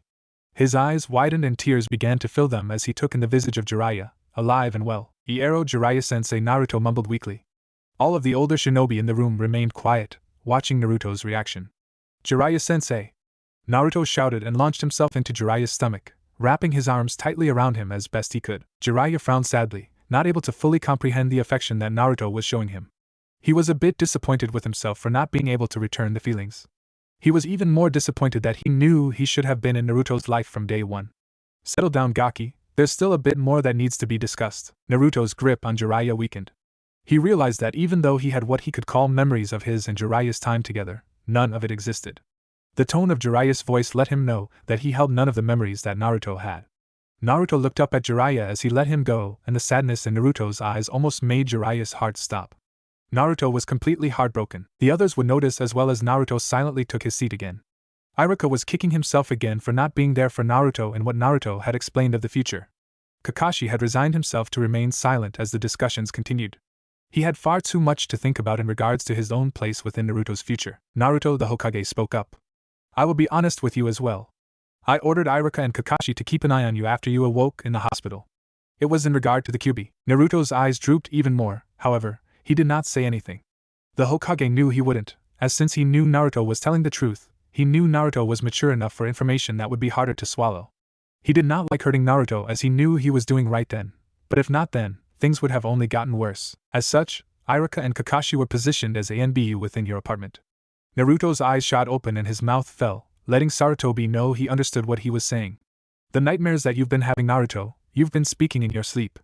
You've said the word Akatsuki and pain several times, as well as calling out Miss Hinata Hyuga's name quite so many times. Despite the revelations, Naruto's mind immediately drifted to his nightmares and his mood dropped even further, only because of the thought that Hinata hadn't been saved. Pain is the leader of Akatsuki, Jiraiya said. That's all I've found out about him. But you just gave us a description on his looks and abilities. Even if what you say isn't supposed to happen for another 4 years, this information is invaluable. You're already a hero, Gaki. Jiraiya spoke in hopes of shifting the constantly declining mood of the room. However, Naruto had barely heard him as he looked up and addressed the Hokage. I'm sorry for keeping this all a secret, Gigi. I didn't know how to tell you all without you thinking I was being influenced by the Kyuubi. Naruto spoke honestly and humbly, the pain that he was experiencing from the past few moments seeming to take the life from him. Sarutobi shook his head. It's me that should be apologizing, Naruto. I am glad to know and see that you will grow into a fine young man, even without me there to guide you. Do not be ashamed of feeling the way you did, as you can see that I also jumped to a conclusion. You were more spot on than I would like to admit. Naruto was rightfully guarded against the Hokage. Sarutobi did think Naruto had some of the Kyuubi's influence being imposed on him. However, after their meeting, he knew that was no longer the case. It's also because of this that I wished to tell you the full truth, Naruto. The truth about your mother and father. The tension in the room tripled, more so for Kakashi as he had just recently found out the truth himself. Iruka only knew of the fourth Hokage being Naruto's father, as the Hokage had revealed it to him the night of Mizuki's betrayal. Just as Sarutobi opened his mouth to speak, Naruto was struck by another migraine. This time, however, it was just like the first time he had received visions of the future. Starting from the point Hinata's death this time, images blurred through Naruto's mind, though he was able to comprehend every single scene with uncanny clarity.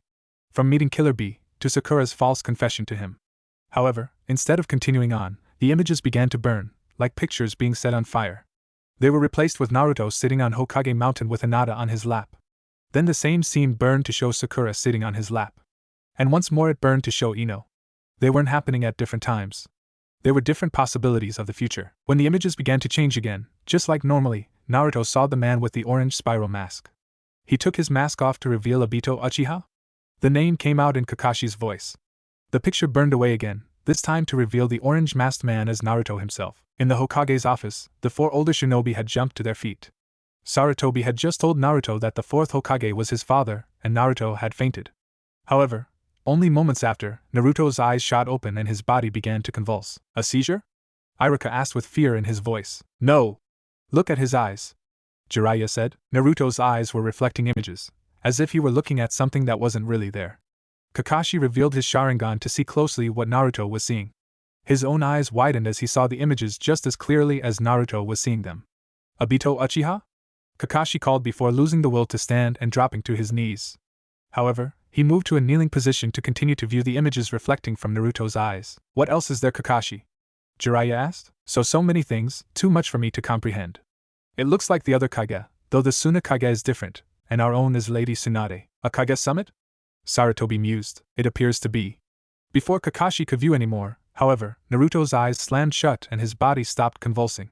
He lay unconscious on the floor, only the rising and falling of his chest letting the others know he was alive. To their relief, he also began to whisper in his sleep. However, he spoke words that would silence everyone in the room with shock. Mom. The visions that Naruto had ended abruptly, ending at the point where he would be facing Obito Uchiha as the Jinchuriki of the Ten-Tailed Demon. Even with everything that had happened up to that point, there were three things that he focused on most, and several other primary but less important things. First, he was sure that Hinata would live now. That alone made wanting to confess to her all the more important. Because in his visions, he still hadn't answered her proclamation of love. It made him want to jump into the future and kick his own ass for stupidity. 2. Right after Hinata had died at the hands of Pain, Naruto went ballistic and was about to unleash Kurama, in which Naruto had learned his name through the vision as well. His father had appeared in his mind and resealed the Kyuubi. His father was the fourth Hokage, yet Naruto wasn't surprised anymore. The images had given him the emotional sense of his older self as well, so he took it in stride with the rest of his visions. The third and final thing that stood out to him was his mother. Kushina Uzumaki, a beautiful, albeit loud, woman with a heart as big as her will of fire. Ah, that's what you think of me, Naruto? Her voice pierced through the darkness that Naruto hadn't even realized he was in. A shining flash of red light blinded him before everything came into view. He was standing in front of Kurama's cage, though he couldn't see the fox. Who he could see, however, was the very woman he had been thinking of standing directly beneath the seal of the cage. Mom, he whispered. HM? That's the only greeting I get? This isn't how it happened in your future visions. She smiled knowingly at Naruto.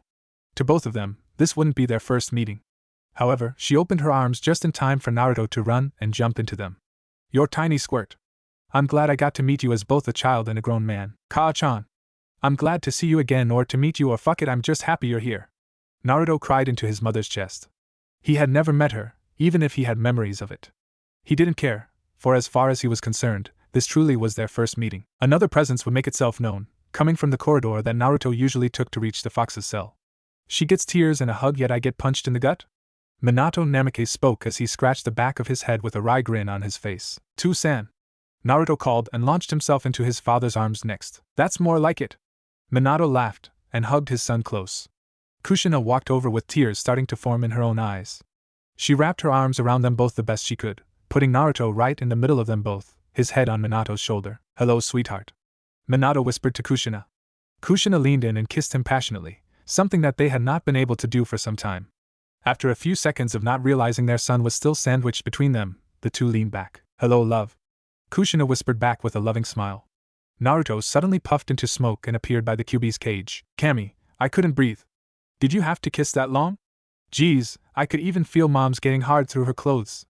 Naruto mock-gagged. Kushina's face lit up redder than her hair, and she folded her arms in a not-so-subtle attempt to hide herself. Minato couldn't help it and burst into laughter. Kushina turned her glare on her husband. That's not funny, dear. Kushina bellowed with her hair fluttering every which way behind her. Minato instantly shut up as he realized the danger he was in. And not at all. Naruto, apologize to your mother this instant. Minato stammered out. For Kami's sake, can you people shut up? The booming roar was accompanied by a blast of wind that sizzled Kushina's hair and had her cowering right alongside her husband. Naruto, on the other hand, was soon the one holding his sides in laughter, much to his parents' embarrassment. Kurama's awake. Naruto called through his laughs. Damn it, can a guy sleep for 3 years without disembodied chakra spirits and psychic brats waking him up every 2 days? The Kyuubi yawned as it walked into view of the others. So I take it you know about the future too? Naruto asked, receiving a nod from the fox. Sit, boy. Kushina suddenly yelled and the Kyuubi found himself being pinned to the ground by dozens of red chains. A yelp left the fox's mouth before it knew what was happening. Honey, calm down. We did disturb its sleep. Minato called, holding his wife back as she was rolling up her sleeves, fully intent on beating the fox into mush for scaring her like that. Damn it, Kushina, I told you before I'm not into bondage. How about a muzzle? She retorted and suddenly red chains wrapped shut around the Kyuubi's mouth. Naruto puffed into smoke again, this time appearing behind his father. I forgot how scary Kaa-chan can be. No kidding, Minato agreed. After the shenanigans finally began to calm down, Kushina released Kurama and the family sat directly in front of the cage with Kurama laying with his paws beneath him. Okay, as much as I'm enjoying this, how is this even possible? Naruto asked. Seeing into the future was one thing, but having his parents appear together in his mind, and having Kurama receive the memories of the future was too much to handle. Minato gazed up at the seal and sighed. I can't say for sure, but I think when Kurama attempted to give you its chakra, it added a new function to the seal. What that is, I don't know exactly. But because of your visions and the way it's been affecting your mind and body, I think the seal registered the moment you pulled the seal off and the moment you fought Kurama in the future as happening at the exact same time. That's how we're here together. Kushina kept a straight face, though she was just as lost as Naruto. And because we love you so much, she added. Naruto scratched the back of his head sheepishly. Hearing her say that never got old. Then what about you, Kurama? Why do you only have 7 tails left? Naruto asked. The fox sighed and showed that instead of 7, he was down to 6. What the? It's alright, Kit. I miscalculated. What your father says is right. I accidentally added a new function to the seal. Instead of you unlocking it and taking my chakra like you were supposed to, the seal is going to siphon my chakra into you completely until there is nothing left of me. Every single one of my tails will fade, and then I will follow as well. But doesn't that mean you'll die? Naruto asked the question that he already knew the answer to it. He looked around to his parents, and saw the solemn looks on their faces as well. It was a dumb mistake on my part, Kit, and I deserve what's coming to me. When I saved your life, it was only in my own benefit. But having seen the future with you now, I know that my sacrifice is for a much better cause than my own prolonged existence. At the rate my tails are fading, I will be gone by the time you return from Wave. No! Naruto yelled, jumping to his feet. He immediately went to remove the seal, however, chains wrapped around his body, preventing him from moving.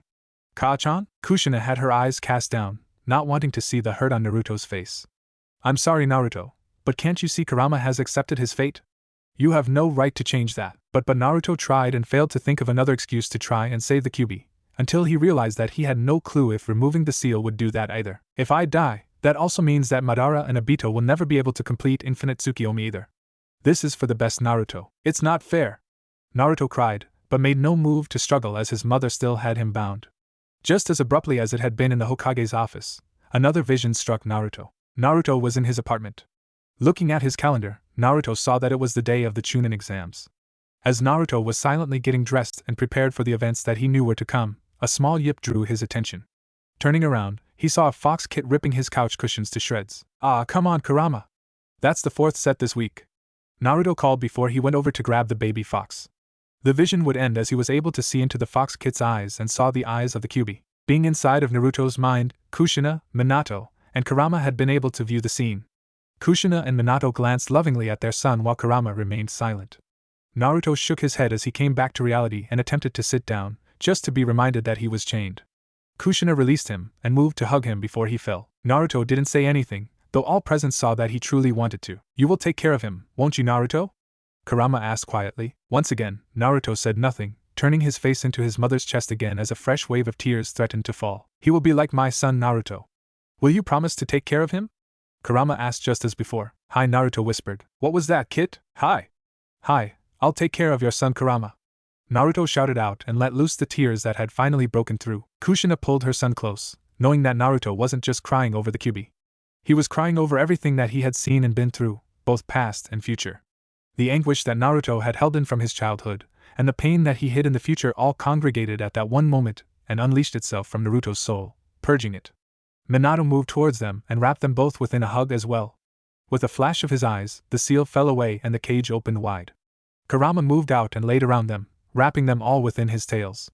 The overwhelming emotions drove Naruto to cry himself to sleep. Even further, Jiraiya sighed as Naruto finished explaining everything that had just happened. The rabbit hole just got deeper and deeper. So you're currently running on 2 tails of power? Iruka asked, trying to keep track of how the seal was working now. Hi. Every week one of Kurama's tails is going to disappear. I'll spend that week absorbing his chakra, and when it finishes, I'll most likely get another complete look at the future. So by the end of next week, I'll be at 3 tails and have another vision. At least, that's how Dad and Kurama explained it. To everyone's delight, Naruto had been alright and seemingly had forgotten about the tense atmosphere that had been prevalent before his little future trip. Even more, Naruto seemed to be happier than they had ever seen him, which in turn brought up everyone's moods. Naruto, can you make a Rasengan right now?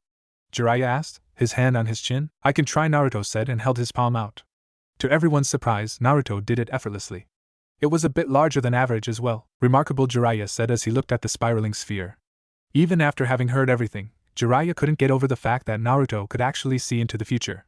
However, Even with his doubts, Jiraiya had also already been thinking of ways to use Naruto's abilities to stop Akatsuki and now even Madara and Obito Uchiha. So what now? Naruto let the Rasengan fade. This definitely changes everything. Naruto, what is the next big event that we should be preparing for? Sarutobi questioned. The mission to Wave. The bridge builder Tazuna is going to arrive within a week or two and ask for an escort back to Wave Country, under the guise of a C-rank mission. That's when we're going to be attacked by the demon brothers Meizu and Gozu, and then again by Zabuza and his partner Haku, turning the mission into an A rank. The Hokage nodded and continued. Are you confident in your abilities to defeat Zabuza and Haku? Of course, especially since I'll have between 3 to 5 tails of power within me. But the thing is, I don't want to kill them, Hokage-sama.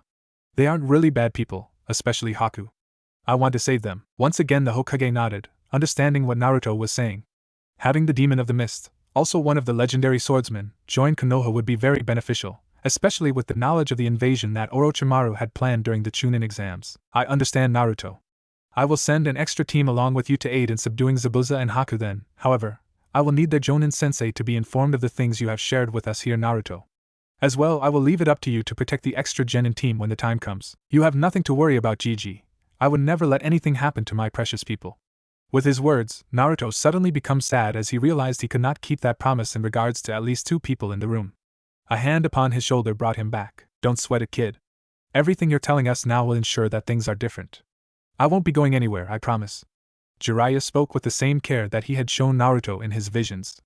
It made Naruto smile to experience something he thought he would never truly get to feel. In the meantime, Kakashi finally spoke up. We're going to be overhauling your training, Naruto. Sakura and Sasuke too. I'm ashamed that I would send you and Sakura into the Chunin exams with such little knowledge, and I apologize sincerely. I'll be teaching you Sage Mode before you go to Wave 2 Gaki. I'm sure Ma and Pa will understand once we explain the situation, and it shouldn't take you too long since you've already done it once. Jiraiya was still stroking his chin, showing that he was thinking as he spoke. It had been a while since anyone had seen Jiraiya being so serious. Iruka sighed. While I may not be as skilled as Kakashi-senpai and Jiraiya-sama, I was in the ANBU under Ibiki-sensei. I can help you perfect your hand-to-hand combat with a kunai, as well as helping to develop more ways to use the basic academy jutsu. Some people don't realize how deadly those techniques can be when used properly. Naruto was surprised to hear Iruka offer his help as well, but even more surprised that he had never known that he was part of the ANBU. Either way, he was grateful for everyone offering their help. It was more than he could have hoped for upon revealing the truth about his future visions. Thank you, everyone. I was worried at first, but if we work together I know we can change the future. Naruto held back a laugh, noticing he sounded like Iruka for a second. Well, Jiraiya started, a familiar smirk on his face. I'd very much like to know who Hinata, Ino, and Sakura are, whom were in your visions, Naruto. What type of future were you thinking of, Naruto paled as he had forgotten all about it. But then something hit him. Ino, I'm up all night to get lucky. Ino hummed while dancing lightly, watering the flowers at her family's flower shop. Ino did not dream that night, like she had hoped, but woke up feeling far more refreshed than usual. She also realized she had become addicted to reading and was currently in the middle of working overtime so she could afford to buy a Kindle Fire. Just as she knew would happen, she began to understand the 3 tales she had read the night prior.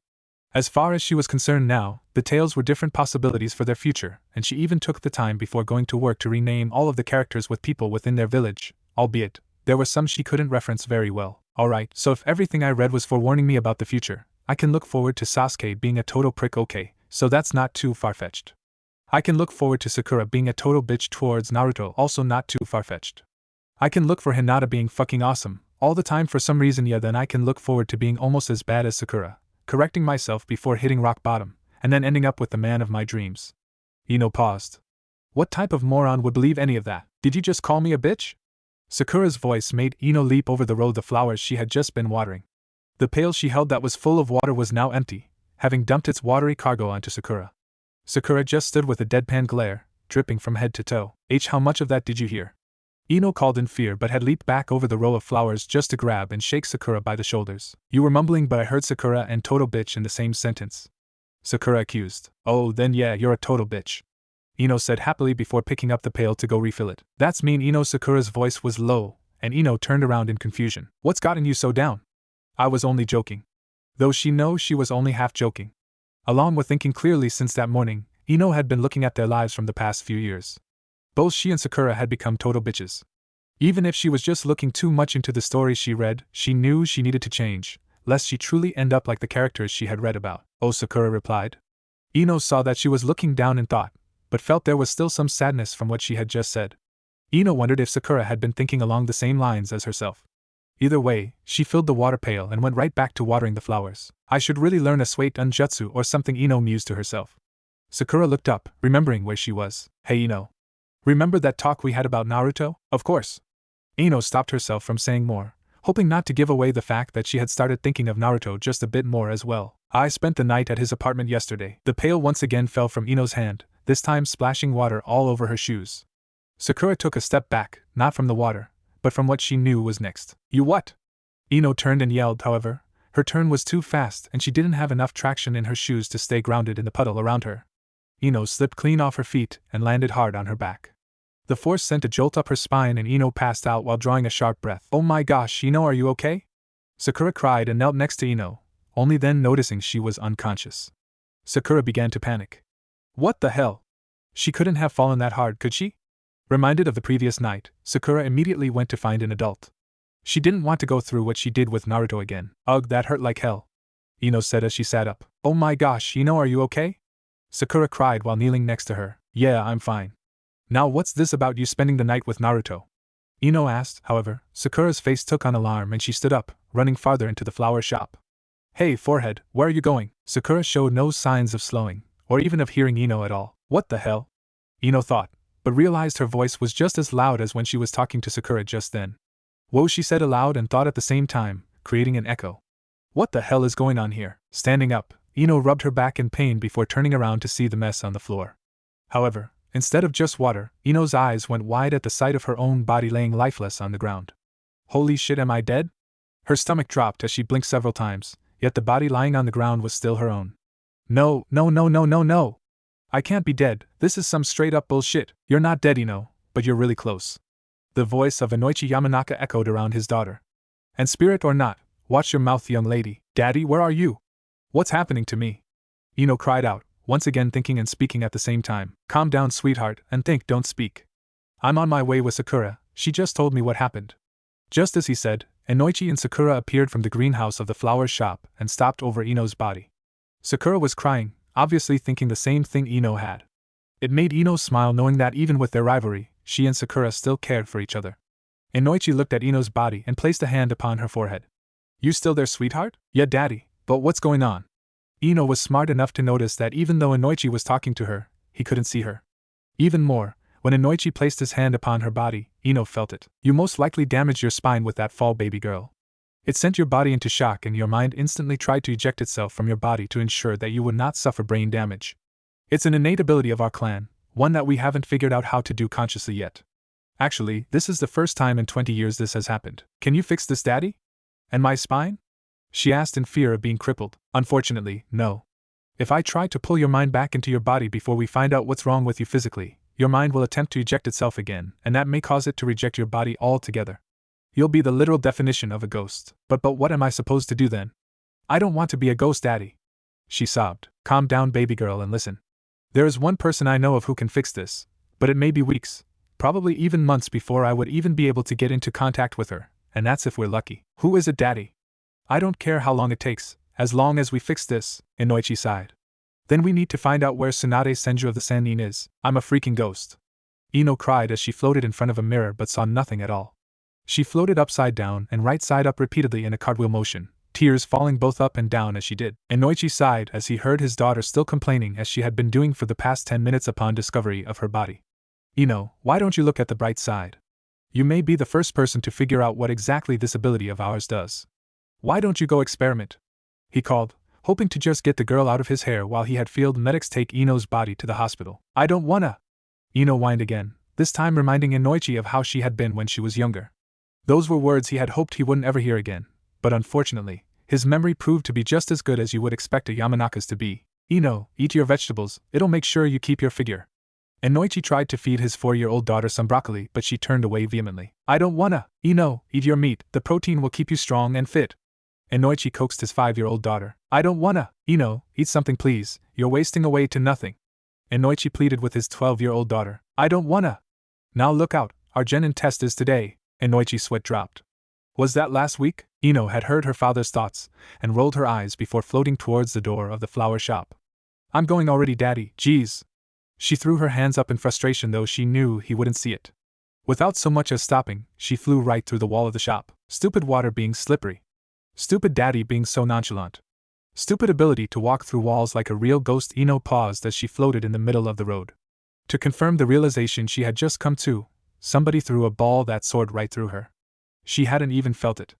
Holy crap, this is awesome. Before she could think more on what she could do with her new ability, the boy whom had thrown the ball ran right through Ino as well. This time, she did feel something. Her entire being pulsed outwards, and she could feel her heart rate rise exponentially. A bright flash occurred as this happened as well, and when Ino could see again, she had no control of her body. She felt really short and stubby. For some reason, she was running after a ball with her hands outstretched. When she reached the ball, she noticed it was the same one that had flown right through her. However, the hands that picked up the ball were far too small and chubby to be her own. I got it. She felt herself call out, however it most definitely wasn't her voice. She wasn't a boy, and she had already hit puberty. As the body that wasn't hers began to run back towards the other waiting children, Ino tried to stop herself from moving. After just a moment of resistance, another flash blinded Ino and she was on the ground, watching as the little boy she had just entered ran towards his friends. She floated back upright and patted herself down. What the hell was that? She wondered aloud, frustrated that more weird things were happening to her. However, she wasn't so naive as to not realize that she may had just figured out yet another ability that came with being a ghost. It was almost like our Shintenshin Jutsu, but I couldn't control his body. Or at least I didn't try. He didn't know I was there either, so he wouldn't have been able to push me out with his will. That's pretty neat. Ino made sure to avoid running into people again, however, not being sure if the ability had any negative repercussions or not. She would really enjoy getting to understand the ability, however, she was still more worried about getting back into her own body than into someone else. Sasuke Kyuubi. Ino immediately thought and flew straight upwards. She spun around in a circle with a bird's eye view of the village until she found the Uchiha compound. Just as she was about to fly over and see if he was home, Ino heard her father's voice again. Ino, go to the Hokage's office and see if you can communicate with him. I'll be there in a short while. Looking down, Ino saw her father walking with two medic nin. They had a stretcher, no doubt holding her body, but the sheet was pulled all the way over as if she were truly dead. The sight made her stomach drop and the fear of being dead returned to her full force. Screw going to see Sasuke, her father was right. But how, Daddy? How will he hear me? Only you can hear me right now. You should still be able to use Shintenshin, baby girl, but I'm not completely sure. You're pretty bright, Ino, I'm sure you'll figure something out. Ino wanted to scream that it was totable, but not trying was worse than failing. With only a huff, Ino changed course and flew towards the Hokage's office. Inoichi knew she was gone as she said nothing else. What he really wanted was for Ino to stay away from the hospital, stay away from Sasuke, and actually experiment with being disembodied. This was a rare chance for the Yamanaka clan to possibly develop another technique that would put their name out there again. With Ino, she realized she could fly extremely fast. Usually it would take at least 5 or 6 minutes to reach the Hokage's office from their flower shop, and that was through roof hopping. Being able to fly, Ino reached it in 30 seconds flat. Without slowing again, Ino flew right through the walls of the office. However, she hadn't expected so many people to be in the office at the time either. She saw the Jonin sensei for Sakura's team, Kakashi, she remembered his name being. The Hokage was at his desk, Iruka sensei was there for some reason, and Naruto had just sat down. Having taken in all of the patrons of the office in literally moments, Ino didn't have enough time to slow herself down before she flew straight into Naruto. Once again a bright flash blinded her, and she felt her presence spreading outwards. Her heart rate sped up, and when she was able to see again, she was looking directly at the Hokage. Shit, this wasn't supposed to happen. Ino cried and immediately began trying to leave Naruto's mind. However, no matter how much she tried to remove herself from his mind, she couldn't so much as hear the outside world. It was as if something was blocking her from getting out. What the hell? Shit, I knew this ability was too good to be true. Naruto-kun, I'm going to ask you some questions and I want you to be honest with me. There will be dire consequences to any lie that you tell me. The Hokage's voice spoke to Ino/Naruto. Ino stopped struggling as she noticed how tense the atmosphere was. Naruto was scared, she knew. Not because she could feel his emotions. It was because the way the Hokage spoke frightened her as well. What the hell did you do now, Naruto? She wondered and took in the scene. Alright, Hokage-sama, she felt Naruto tremble. What happened to you the night you fought and defeated Mizuki? The Hokage asked. Ino gasped. And Naruto defeated Mizuki-sensei? But how? Mizuki-sensei's a chunin. I thought Iruka-sensei defeated him. To answer Ino's question and then some, Naruto began to explain that night and everything that followed. Ino was once again trying her hardest to break free of Naruto's mind. This was all too much for her. Naruto could see the future? Plus he had the Kyuubi inside of him. On top of that, the things that he had said were most definitely within the books she had read. This can't be real. There's no way Naruto can see into the future, soul-raping brat. Stop your miserable screeching and come to me. A booming voice shook Ino's very existence, and she dropped to her knees. To her surprise, she was no longer seeing through Naruto's eyes. She was in a long sewer-like corridor. However, the voice took the forefront of her thoughts as she knew exactly what it was that was calling out to her. If what Naruto told the Hokage was true, then the voice could only belong to Kyuubi? Ino whimpered out, realizing she would have wet herself if this was the real world. Meanwhile, at Konoha Hospital, a Minoichi-sama, Surrey nurse, Ms. Nanako Aika, called to the head Yamanaka. Inoichi was just finishing up legal documents to have Ino admitted into the hospital for an undetermined amount of time. Yes, what is it? Inoichi handed another nurse the documentation and entered the room where his daughter was. I don't know why, but your daughter just wet herself. Inoichi paled and turned away. That's very unfortunate. Please undress her and burn the clothes. Sir? Ms. Aika asked in confusion. If anyone finds out about this and Ino finds out, she'll kill everyone and then herself.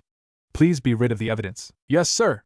Nanako cried, now seeing how dire the situation was. Very smart, brat, now make your way to me if you want to live. Every fiber of Ino's existence was screaming not to do it. However, she was positive that the Kyuubi would kill her either way. On a whim, she began to swiftly float through the sewer-like space, rounding corner after corner with only one direction to go. Soon, she came to an opening that was of a large red cell with a seal on it. Welcome, Yamanaka brat. Kurama spoke directly to her now, his voice no longer echoing around her.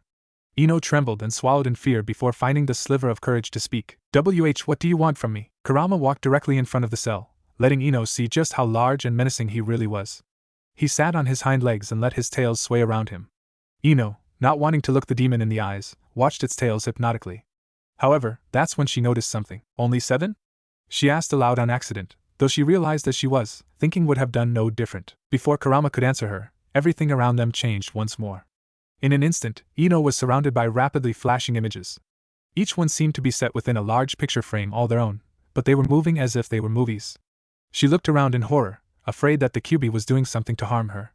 However, she saw the fox's eyes shifting rapidly and taking in all of the images as well.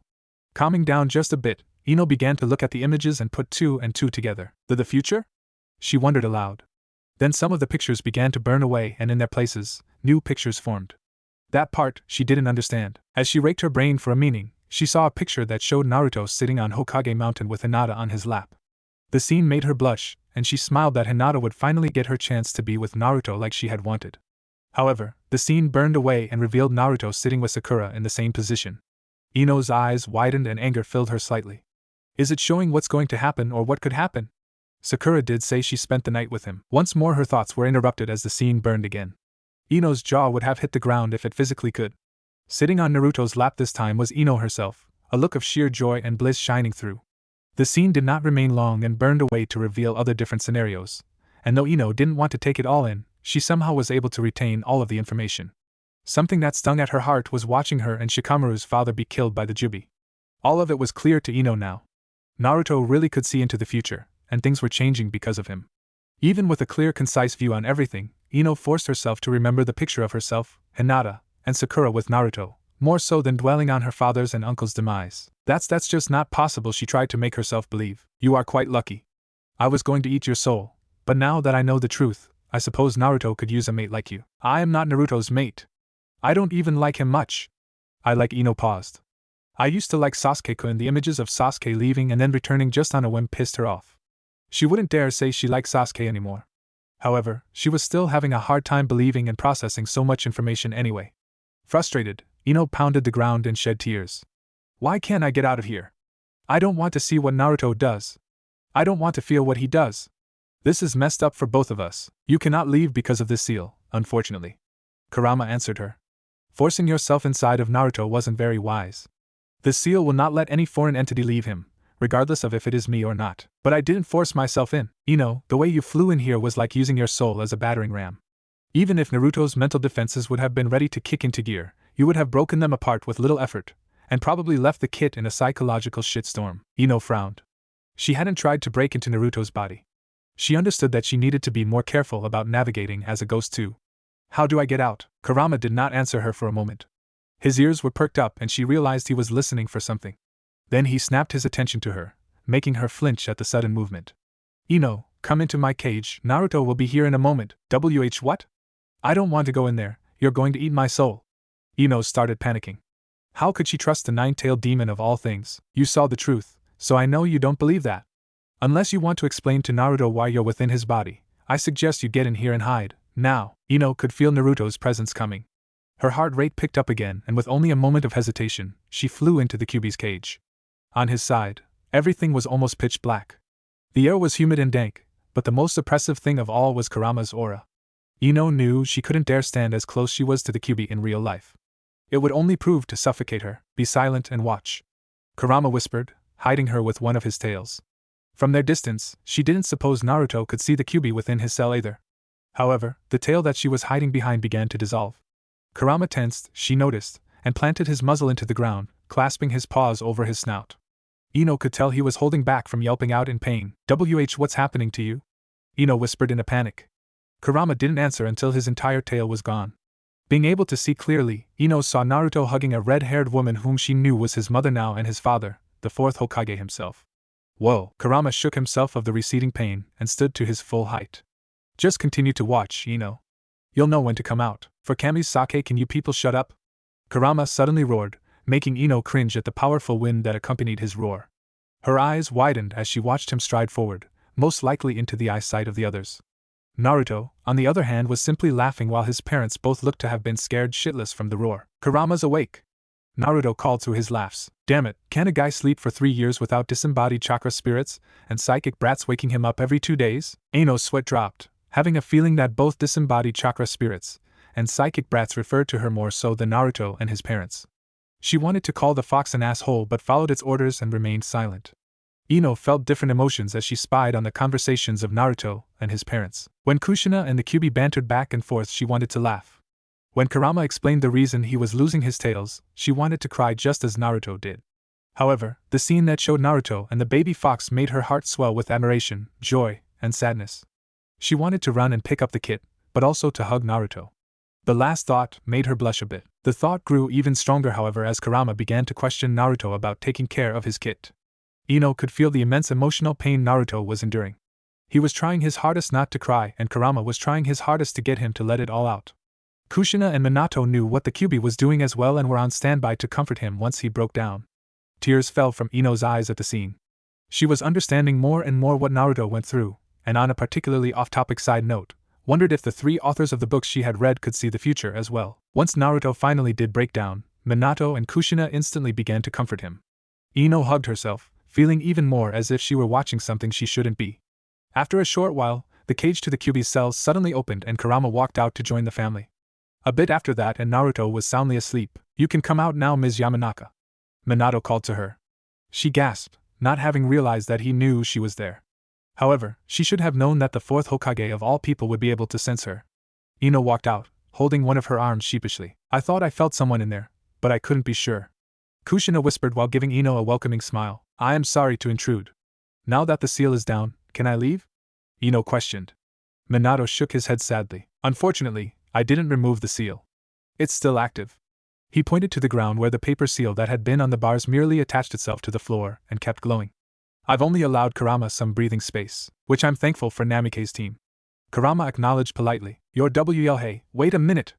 Minato's voice rose. Kushina bopped her husband over the head. Shush, you idiot. Don't wake Naruto up yet. She scolded in a whisper. Ino smiled again, however, the scene kind of reminded her of Naruto and Sakura than anything else. The thought made her sad just a bit.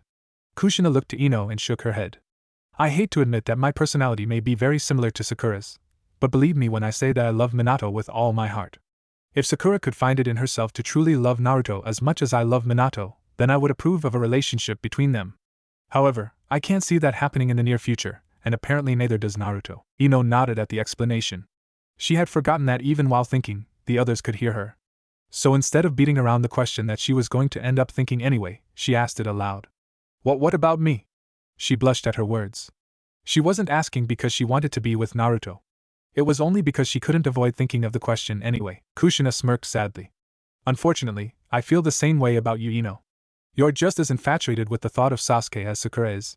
I wish Mikoto were here to put that boy straight, but that's not to be. And you and everyone else stroking his ego 24/7 isn't helping. I think both you and Sakura need to take some time to understand what being a kunoichi is first before you think about dating. I'm definitely not infatuated with Sasuke anymore, she said quickly. After everything I've seen, I don't think I'll be able to look at anyone else the same, especially Naruto and Sasuke, she sighed. What was unspoken, yet heard by all, was that she wouldn't be able to look at herself the same either. There is more for you to see as well. Kurama spoke through telepathy, making it so his booming voice was only heard by the three awake people. He obviously didn't want Mount Kushina blowing its top on him. Minato nodded in agreement. When Naruto awakes, there are a few more things that we will need to discuss with him, Ino. I don't think he's ready to know that you also know the truth.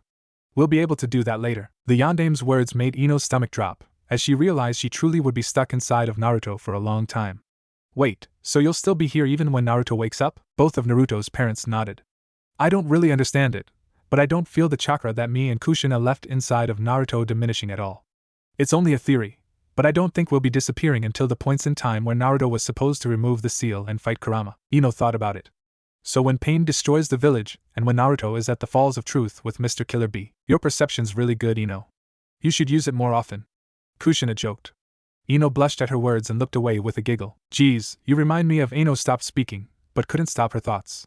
My mom, she thought, and instantly flinched as she realized they had heard. Ino. Kushina started, but Ino waved her hand. It's fine, Mrs. Namikaze-sama. I was just remembering her, Ino explained. I didn't know your mother personally, I'm sorry, and Kushina is just fine. We can talk later if you wish. Ino just nodded, her mood having fallen from the single thought. Naruto will awaken soon. I believe it best you escort Ino down into his memories, Kurama suggested. Ino looked up in confusion. Why are we going to his memories? I don't want to intrude on Naruto's personal space more than I already have. I think it's a bit too late for that, Ino, Minato said with a chuckle. Besides, you've already learned of his deepest secrets. He's right. Plus, there are some things that you need to see about his past that weren't shown in his visions. And some things that you may have forgotten yourself. Kushina closed her eyes and a cluster of chains wrapped around themselves right next to Ino. As the chains began to glow white-hot with a red outline, the light took the shape of Kushina. As the light faded, a clone of Kushina stood next to Ino. Come, we can have that talk too, the clone offered. As Naruto stirred, Ino knew she had no choice. With a sad sigh, she began to follow the clone as they made their way deeper inside of Naruto's subconscious. Kushina's clone remained silent as they walked through what now appeared to be a giant movie theater within Naruto's mind. Ino hadn't used her family's mind walk jutsu very often, but the few times she had always yielded the same result. Ino would simply be walking in an ethereal plane and the person's memories would be slightly translucent images that flew about the area. Never had she seen such an expansive and well-organized memory hall before. This place is amazing, she whispered. Looking about some more, she saw that each room had a picture of what would be playing inside of each memory. They were even labeled. Some were romantic comedy, usually showing a picture of Naruto and Sakura with Sakura hitting Naruto and Naruto smiling with hearts in his eyes as if he enjoyed it. A lot of them were straight comedy, and Ino recognized them as times Naruto had pulled pranks. The warm feeling Ino was getting from the place would slowly start sinking, however. Soon enough, most of the genre titles began to start with drama and even worse, horror. Ino swallowed at the thought of what could be showing in some of those rooms. We won't go in there just yet. We'll start with the things that you need to see first. Kushina's clone spoke sternly. The warmth that she had initially been showing Ino seemed to have drained away. Ino just nodded and continued to follow Kushina as she turned into a room with the genre drama. She saw the picture that sat in front of each room showed Naruto sitting with his knees pulled up to his chest as Sakura and Ino glared at him from above. She swallowed and realized why Kushina seemed to be a bit pensive. As she expected, the room was also in the shape of an actual movie theater. Kushina led Ino to the center aisle and sat right in the center seats. It felt weird to be within such a place while knowing she was still within Naruto's mind. Also, like the actual theater, the lights dimmed. Both Ino and Kushina would sweat drop, however, as the screen before them actually started showing previews. Give me one good reason why I shouldn't cleave you in two right now, the voice of Zabuza Momochi asked on the black screen. There was a pause. Because I've got too many precious people to protect to die right now, Naruto's voice responded. The screen flashed to life showing Zabuza standing with his sword pointed at Naruto, and Naruto standing with his back to the camera. The two were on the Great Naruto Bridge as it had yet to be named. No one else was in sight at the moment. Why should I care about your precious people, brat? Zabuza sneered. The camera would switch to show Naruto's face as he looked down. It zoomed in, slowly building tension. Naruto's eyes would snap forward and glow blue. Because you and Haku are part of them. The scene completely switched again as epic music began to play in the background. Kakashi-sensei, we need to get everyone to the bridge now, Naruto shouted at what appeared to be a time before his confrontation against Zabuza. He had just rushed into Tazuna's house. I don't believe that's an option anymore, Kakashi sighed as the door to Tezuna's house opened all the way and showed Naruto and his team, as well as Kurenai and her team looking at Naruto with worried expressions. "Fuck," Naruto called with panic still in his eyes. The scene would switch once again, showing a bird's eye view of a clearing. "It's hard to believe, Haku-chan, but it's all the truth. How could I possibly have known the things I've told you?" Naruto asked. The camera would show Haku on his knees and crying, while hugging himself. Haku began. However, he looked up with tears falling still, but his face shone pure rage. "I believe that you are a spy. If you're here to hurt Zabuza-sama, then I will show you no mercy, Naruto-kun." Haku took out several sanban and stood to his feet. "Haku," Naruto spoke his name sadly. Haku flinched but grit his teeth. "Don't do that!" He screamed and launched the sanban at the camera. The scene would fade to black as the music suddenly stopped. "You better have a damn good reason for dragging me here, Jiraiya." A woman's voice that made both Ino's and Kushina's eyes go wide called out. "Believe me, Haim. That kid is reason enough." Jiraiya responded. The images came back and began to show fast scenes as the music started up again and built towards a climax. From what Ino saw, it showed Naruto and Zabuza clashing on the bridge, kunai against giant sword. Then it showed Sasuke upside down, flaring through hand signs before unleashing a giant fireball at a target off-screen. It showed Kurenai-sensei get knocked off her feet by a powerful blast of snow only to be caught by Kakashi bridal style, making the female Jonin blush. It showed Sakura and Hinata standing in a clearing facing each other before they both dropped into a fighting stance and Hinata activated her Byakugan. Then it showed the silhouette of a girl with a long ponytail walking out of the moonlight towards a wide-eyed Naruto before the music finally reached its peak. Is that me?" Ino wondered. The scene went black and immediately began to freeze with ice. The ice shattered and showed the title of the movie in big frozen words. "Mission to Wave." As the preview ended, both Kushina and Ino stared at the screen with wide eyes and gaping mouths. Kushina was the first to speak. "That was epic. I can't wait until that comes out," she called. "It's not a real movie." Ino face-palmed. Kushina just shrugged. "And now, your feature presentation."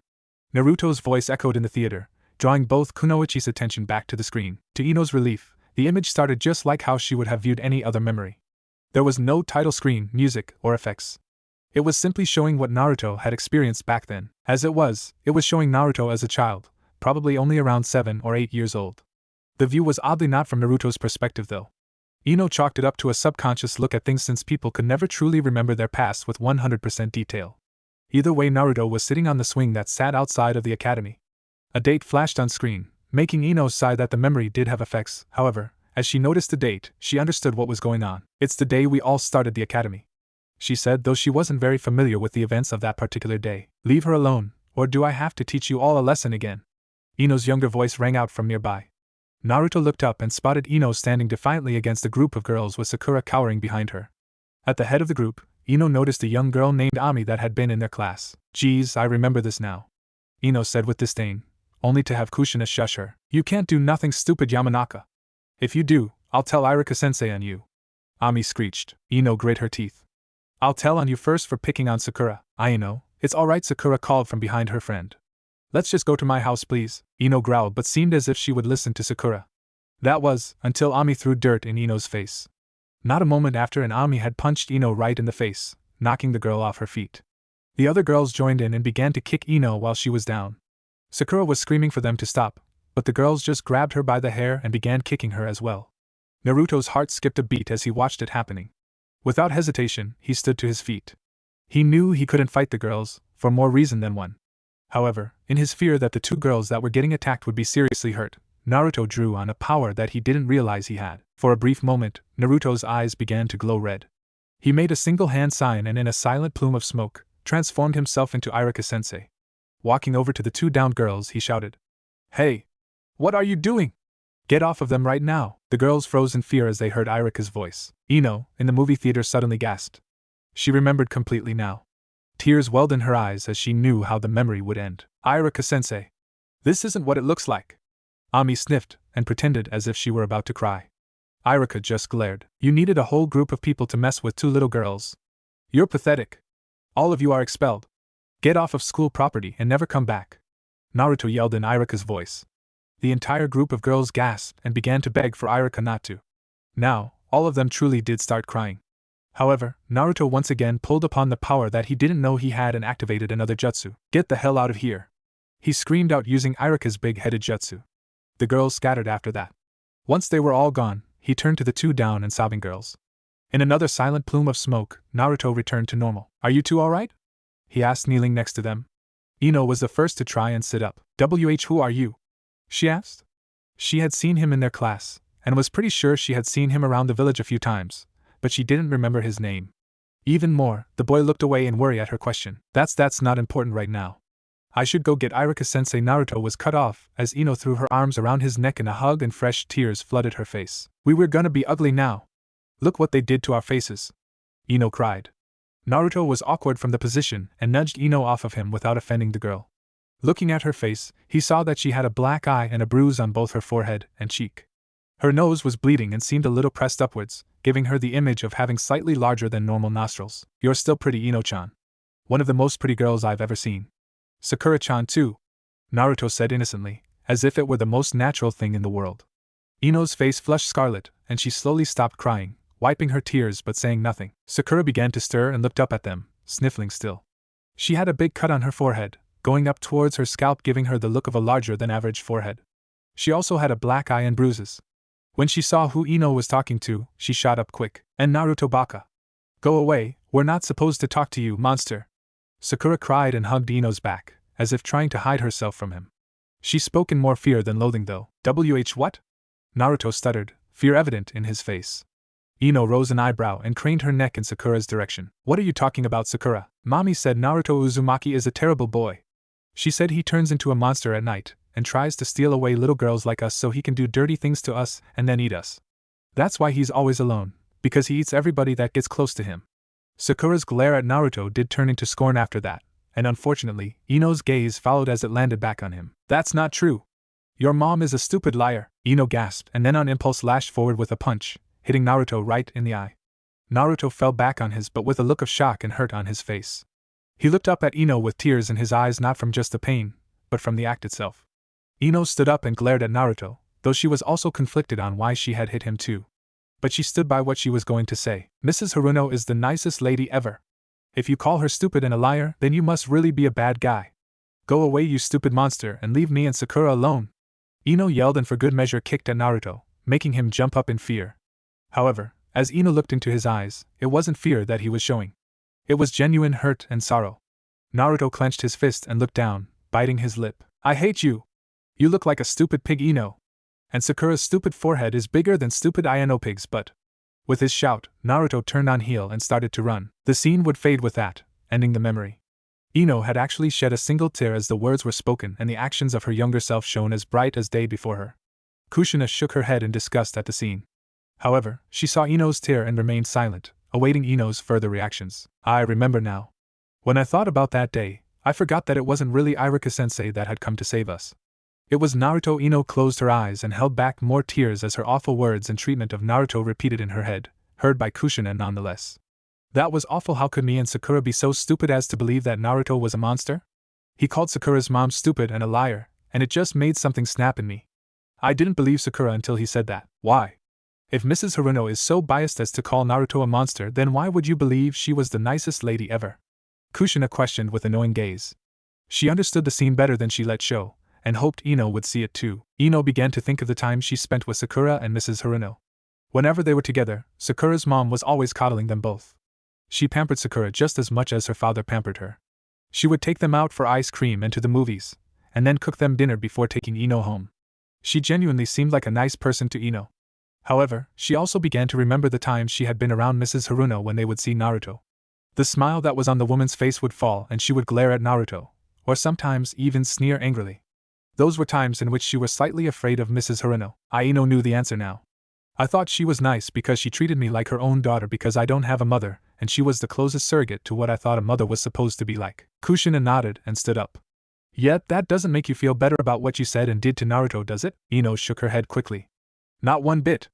I want to go in there and beat the shit out of me and Sakura for being so stupid. And I want to apologize to Naruto too. You'll get your chance with that one, Ino. But come on, this isn't over yet. There are a few more memories that Naruto has of you in a not-so-graceful light. Kushina's voice was once again neutral.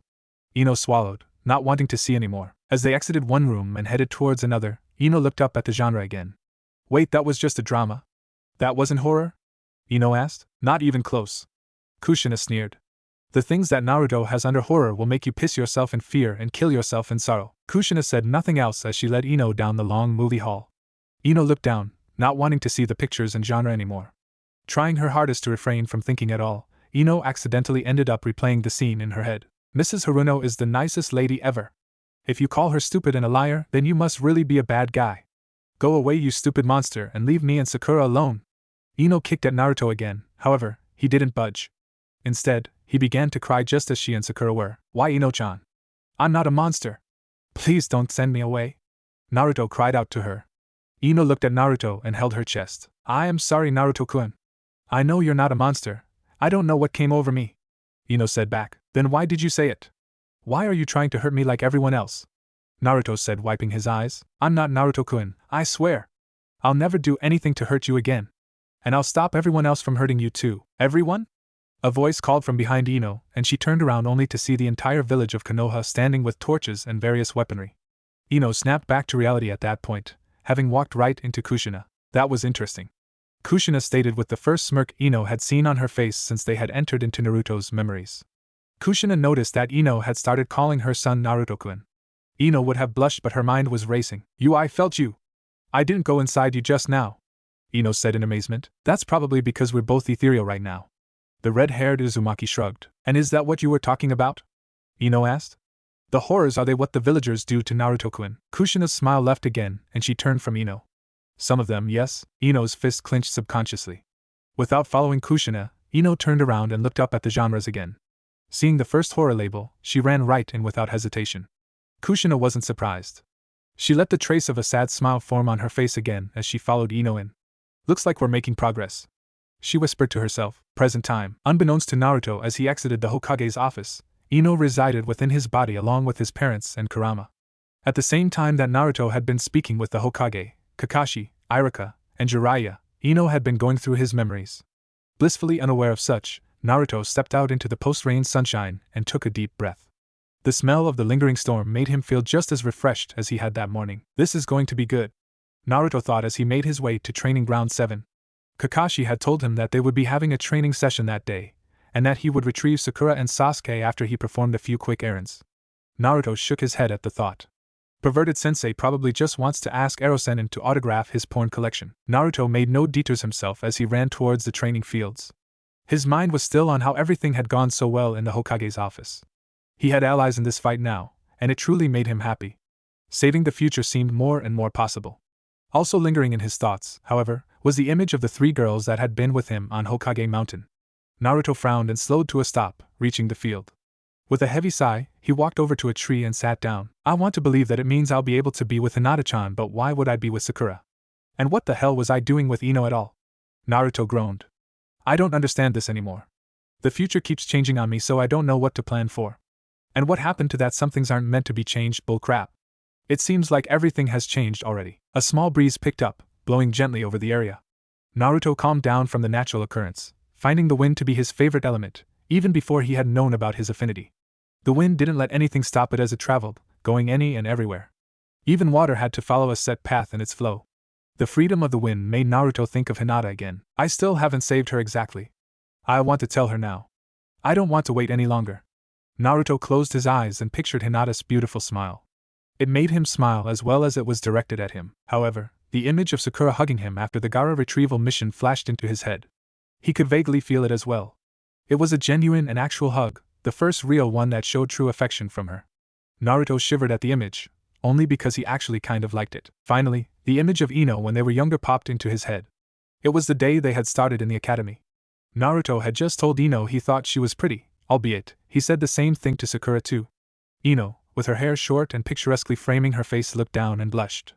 It was almost as adorable as Hinata when she smiled. You've got to be kidding me, Naruto thought as he shook all of the images away. What the hell did I do to start seeing Sakura and especially Ino like this? This just doesn't make any sense. It's called the domino effect, Naruto. Jiraiya appeared before Naruto in a swirl of leaves. Erosenin, what are you doing here? Naruto called, a bit happy to see his sensei again. Then his words registered. Domino effect? Stop calling me that, Gaki. And yes, the domino effect.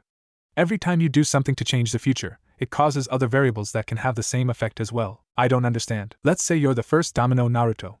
When you are pushed forward in a row of other dominoes, what happens? The other dominoes start falling, duh. Naruto spoke without sounding condescending. He was still trying to figure out what Jiraiya was getting at. At a certain point, the lanes of dominoes may become two. When the row that you pushed hits two dominoes at once from separate lanes, it caused two separate rows of dominoes to start falling. This can multiply infinitely in an open space. Naruto rose an eyebrow, almost understanding what Jiraiya was trying to say but not quite.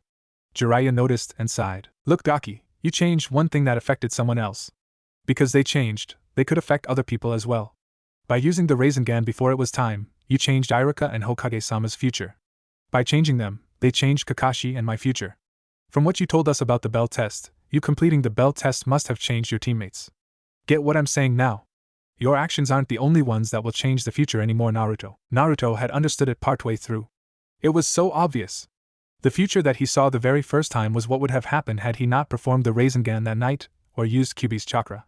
Or maybe even further, it was what would have happened if Kurama never gave Naruto a tail of his chakra. No, because I would be dead. Then a chill went down Naruto's spine as a very vivid and daunting image flashed into his mind. No, the future I saw was if Mizuki Team's shuriken never hit me. Naruto saw it clearly.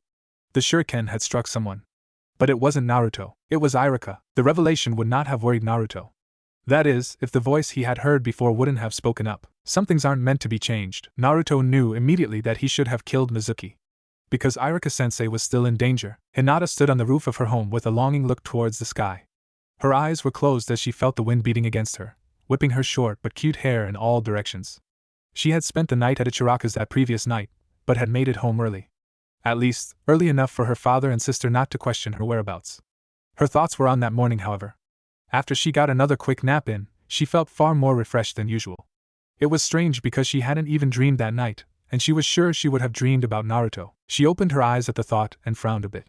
She had hoped to spend time with Naruto the previous day because she would have to spend most of her time with her own team that day. After her talk with Ayam, she was more than ready to admit her feelings to Naruto, for better or worse.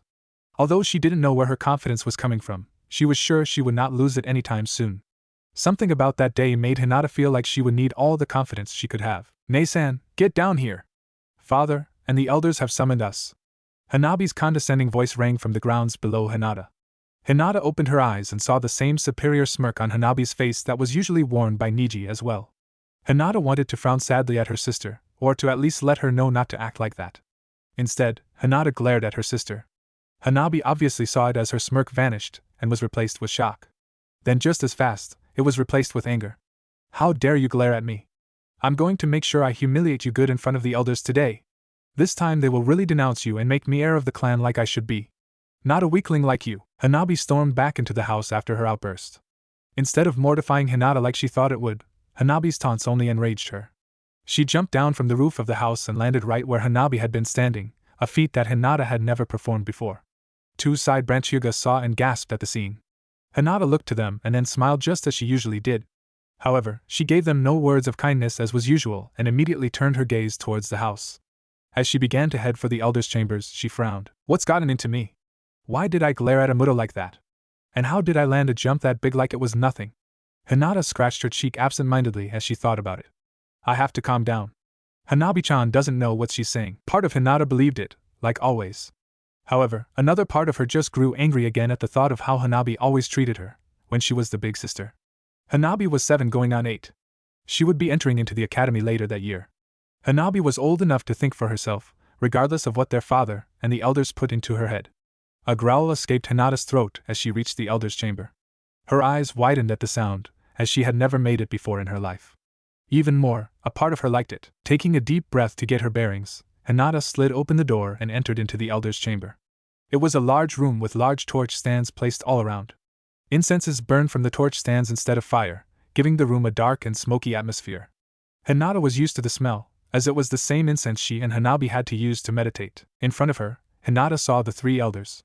Just some old Hyuga men whom thought they knew everything, and that old tradition beat common sense any day. Her father sat on a ceremonial pillow on a stand above them. Hanabi was kneeling on a small pillow that was set in front of the elders. Another was set next to her for Hinata. "You're late. I sent Hanabi for you 10 minutes ago." Her father spoke with annoyance in his voice and on his face. "Forgive me, father, but Hanabi-chan only retrieved me several seconds ago." Hinata spoke with a neutral tone and poker face, for the first time showing no emotion like a Hyuga was supposed to. Hayashi would have told her to not make excuses, but noticing the look on her face interested him, and he didn't comment on her tardiness any further. Snitch, Hanabi mumbled as Hinata knelt next to her. Hinata had the urge to respond with another word that rhymed with snitch, but decided against it.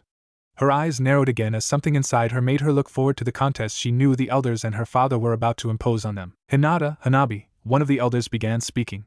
As you know, twice a month, you two are pit against each other in a display of skill and honor in hopes that you two as sisters and as, just get on with it. Hinata snapped up, her Byakugan flaring. That time, she hadn't held back the impulse inside of her. Not that she could anyway. Something was bubbling inside of her, something she was afraid of. Once again she scratched her cheek in annoyance. Hanabi looked at her sister and sneered. You're that much in a hurry to get floored again? Hinata did not say anything, her brow and fingers twitching in both annoyance and anticipation. She wanted to make Hanabi eat her words badly.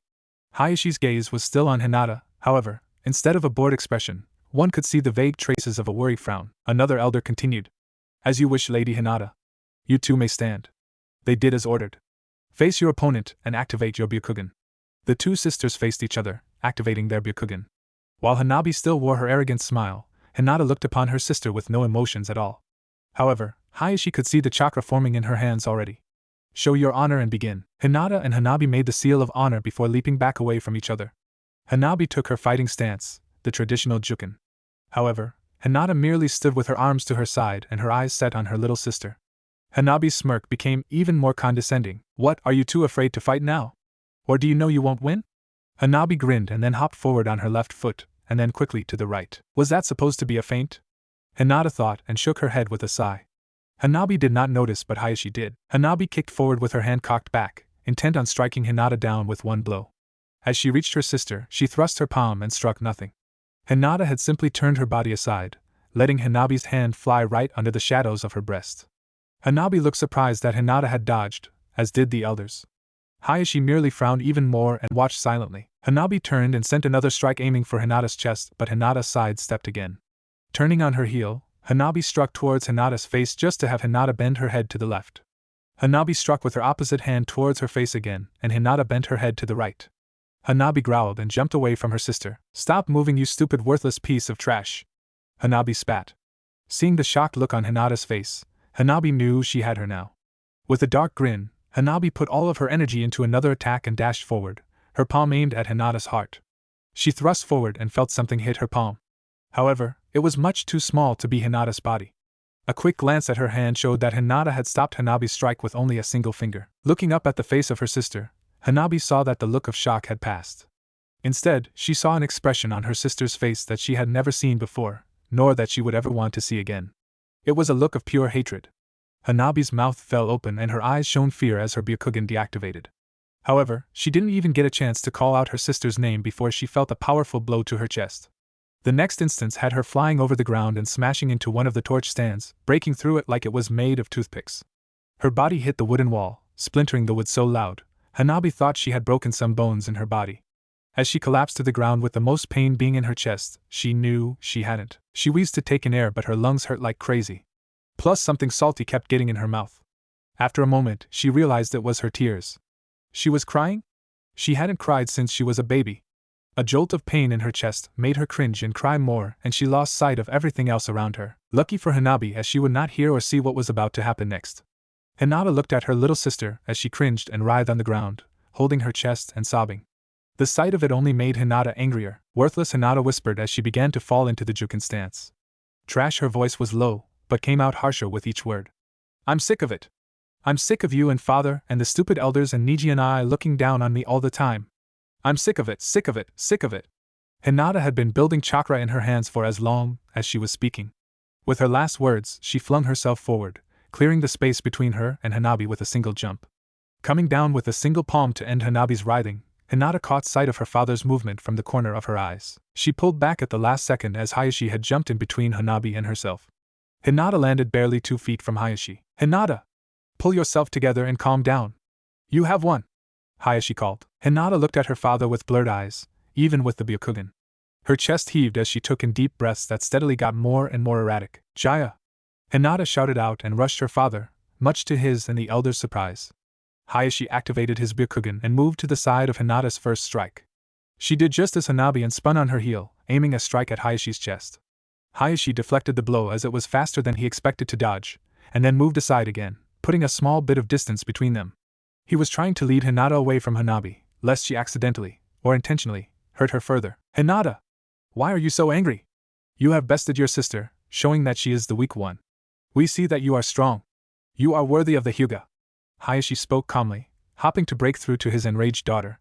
His words, however, only proved to push Hinata's growing rage over the edge. She is not weak. She is the way she is because of you bastards. Hinata screamed, and to everyone's horror, flared her chakra. The elders had not activated their Byakugan and realized this was reason for alarm. Hinata's chakra was clearly visible about her body, and even worse, it was a deep tint of dark blue, whereas normal chakra was light blue. Hinata's eyes also seemed to tint with a hint of lavender. I want to be worthy of mother, not you. Hinata flashed forward, feinting to Hayashi's left, but he saw her on his right. He was taken by surprise by the movement. It was as if she were flowing like water around him. He felt a strike to his back, shutting off Tenketsu. Then another to his ribs. 3 to his left arm. Knowing where the next strikes would be coming from, Hayashi turned and used his right arm to catch Hinata's strike, just an inch from his heart. Her eyes widened as Hayashi was breathing deeply, sweat pouring from his face. The look on Hinata's face let Hayashi know she had come back to her senses. He let her go and dropped to a knee. How dare you attack the clan head so viciously? One of the elders bellowed while standing up. Shut up! Hayashi yelled. Hinata looked between her father, the elders, and Hanabi, whom was now sitting up against the wall and looking at Hinata with terror in her eyes. The sight of them all began to make the feeling of resentment build inside of her again, and she scratched her cheek in irritation. She noticed it was itching worse than before. It was wet too, just as Hanabi. Hinata hadn't realized she had started crying. Hinata Hayashi called his daughter, and his voice made her flinch. With a painful howl, Hinata turned and bolted from the room. Hinata ran out of the main house, and right into someone else she hadn't expected, nor wanted, to see at that moment. She looked up with tears still staining her face at the visage of her cousin, Niji. The glare he leveled at her reminded Hinata of what she had just done, and she looked away before the anger in her could rise again. Excuse me, Hina. Before Niji could finish his words, Hinata threw her arms around Niji's neck and cried into his shoulder, howling with all the pain that she had been planning to unleash on Hanabi and Hayashi. She squeezed Niji tightly, not caring if he were trying to push her away or not. Niji was too shocked to do anything. He simply stood there, his eyes wide and mouth parted slightly. What is the meaning of this? He could only think in fear. Hinata's hug was powerful, yet as warm as the last hug that he had received from his father. The amount of pain that he could sense radiating from her made his own suffering seem like a petty grievance. So instead of pushing her away, he just stood there, arms to his side and his gaze down. After a few more seconds, Niji resisted the urge to move her away and spoke. Are you done yet, Hinata-sama? His voice didn't have the edge that it usually did when he addressed her. Hinata didn't respond right away. Only a bit later did she let go of Niji, her face facing the ground. She was reduced to sniffles as she looked up into Niji's eyes. He still wore his same passive look, but the hate that Hinata usually saw wasn't there. Maybe it was just suppressed for the moment. Niji and I, she whispered. Is this what hatred feels like? She asked. Niji's eyes widened again at her words. That's when he saw Hayashi limping towards them with his left arm in a sling. He walked with his cane, but looked as if he truly did need it. Hayashi-sama. Niji spoke and saw Hinata's eyes widen and her body tense at the name. Niji moved forwards, putting himself between Hinata and Hayashi. Is there something wrong, Hayashi-sama? He asked. Hayashi saw how Niji moved protectively in front of Hinata and paused. I wish to speak with my daughter. Please leave us be. Niji frowned and looked back at Hinata. He saw the look of pain in her eyes and frowned even more. Hinata didn't understand what was going on. Why was Niji looking at her like that? Why did it seem like he was defending her from her father? If it is all right with you, Hayashi-sama, I wish to have a quick word with Hinata-sama before you do. Please, it will only take a moment. Niji asked. It will have to wait. Niji. Before Hayashi could finish speaking, Niji grabbed Hinata's hand and began to run. Hinata stumbled from the first few steps but regained her balance and began to run with her cousin. And Niji and I, what are you doing? You did not wish to speak with him. He simply said. But why are you helping me? Hinata asked. Niji glanced at Hinata out of the corner of his eyes, looking into her eyes again. Confirming what he had saw earlier, he answered her. Because your eyes know hatred, Hinata-sama. You have done something I thought impossible. You have changed against fate itself. Hayashi watched as his daughter and nephew made their getaway. He was shocked into silence for several moments. However, his visage softened just a bit as what happened slowly sunk in. Niji was protecting Hinata from him. The act in itself let Hayashi know that something was changing within the Hyuga family, something big. He knew of the disdain that Niji held towards the main branch, and he knew of the hatred that he directed at Hinata. Hayashi had paid it no mind generally, believing Niji to be a nuisance of a child almost as much as Hinata. Dare to say that he had actually encouraged Niji's loathing of his daughter, a thought that he found extremely profound and disgraceful. Turning to enter back into the main manor, Hayashi heard the voices of the elders crying out and complaining in rage. He entered the chamber to find Hanabi sitting where she had been struck down, her knees pulled up to her chest and a look of sheer horror still on her face. The elders were arguing amongst each other, and Hayashi opted to tune them out for the most part. Instead, he headed towards his youngest daughter and knelt before her. Hanabi looked up into her father's eyes and flinched, coiling in on herself even further. "I'm as sorry too, Sama. I didn't mean to be weak. Please don't hurt me anymore." Hanabi stammered out quickly as tears began to storm down her cheeks once again. She put her head down and held her hands above her head, sobbing hysterically at the beating she believed she would receive. Hayashi's frown deepened at the display in front of him. His daughters truly feared him. Not respect or love. It was fear. He wanted to question how this had come to be, but Hayashi was smart enough to see his own transgressions. As he stayed kneeling before Hanabi, Hayashi began to think of exactly what it was that had happened. After thinking not only of the day's events, but the events from the passing of Hinata and Hanabi's mother, Hayashi finally opened his eyes. He had broken his daughters. Hinata had finally snapped under the pressure that he had put her under. She was always emotionally fragile, just like her mother, and Hayashi did not cater to that like he should have. Hanabi was a tender child as well, and Hayashi had purposefully stripped her emotions away while she was young, as to not have a repeat of Hinata or his wife. With dread falling onto the deepest part of his soul, mainly because of seeing his wife's face and how she would have cried herself to sleep with the way he had been raising their daughters, Hayashi stood up slowly. The weight of his transgressions was slowly piling onto him the more and more he thought about it. "I'm sorry, Hanabi," he whispered to the cowering girl, though she made no indication that she had heard him. Turning as swiftly as his sore body would allow, Hayashi turned his sharp gaze on the elders. "Silence, you miserable fools!" The elders jumped from the outburst, and even Hanabi looked up in shock. "Hayashi-sama, we apologize for not stepping in when that wretched daughter of yours attacked you." One of the elders spoke. "Indeed. We will see to it that that ingrate gets a severe punishment." The female elder shook her old fist. Hayashi slammed the butt of his cane into the ground with an audible bang that rung through the chamber. "There will be no such punishment. Hinata is to be pardoned of all misgrievances to my person and to Hanabi as of immediately. She has done nothing wrong. As well, I am calling a clan-wide meeting to be held tomorrow at noon sharp. All members, including the side branch families, are to attend, regardless of chores to be done. I expect no one, not even you elders, to be tardy. Do I make myself clear?" The elders could only nod dumbly at Hayashi's proclamations. Filing out one after the other, the elders departed to notify the main and side branches. With only himself and his daughter left, Hayashi took a deep breath and for the first time in years, smiled sincerely. "Hanabi, come with me please." The youngest Hyuga had been entranced by the scene and she didn't know how to react at first. However, on instinct maybe, she jumped to her feet without further hesitation in fear of what her father would do to her if she dallied. Hayashi took note of it, and fell even further into despair. The two began to traverse the main manor in silence. Hayashi took slow strides and Hanabi walked with her head down, trying her hardest not to even breathe too loudly.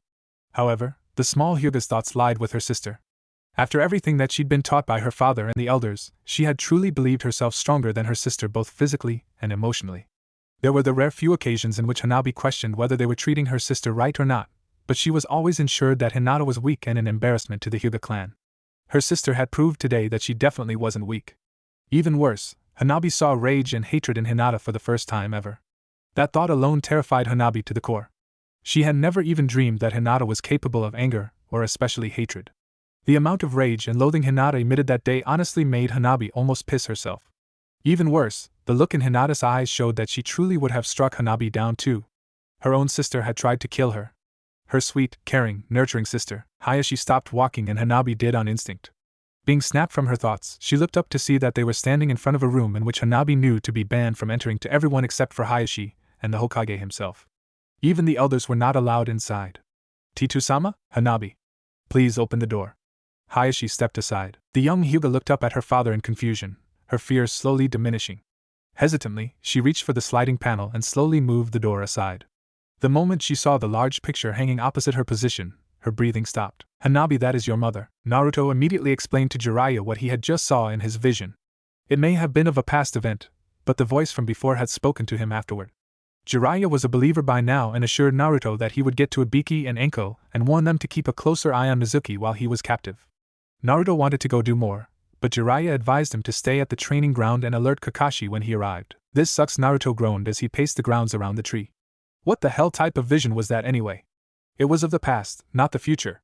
And it was something that didn't happen. How can something that's not meant to be changed be different already? It's even before Kurama gave me his tail and I started seeing the future. I just don't get it. Naruto's fist clenched as he became more and more frustrated as his thoughts confused him. For a moment, he debated on going back into his mind to speak with Kurama and his parents, but Kakashi arrived in a swirl of leaves with Sasuke and Sakura. When Sakura laid eyes on Naruto, she blushed and looked away. Sasuke was just Sasuke. Good, you're already here, Naruto.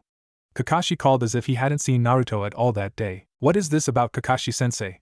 Sakura asked, though Naruto noticed her voice was a bit hoarse, almost as if she had been crying recently. I'm going to up your training. Aside from the regular D-rank missions we'll still be doing, I'm going to teach you all more advanced things. Taijutsu, Genjutsu, and even a little ninjutsu. Kakashi explained seriously. Sasuke's eyes lit up at the sound of advanced training. It's about time. This is exactly what I need. Sasuke thought about his brother, and both Naruto and Kakashi knew it. For a moment, Kakashi hesitated on his statements.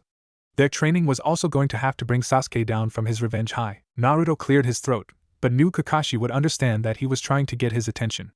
Kakashi nodded slightly, to let him know he had acknowledged him. For now, I'm going to talk to you all one-on-one so I can get a perfect feel for what each of you specifically need to work on.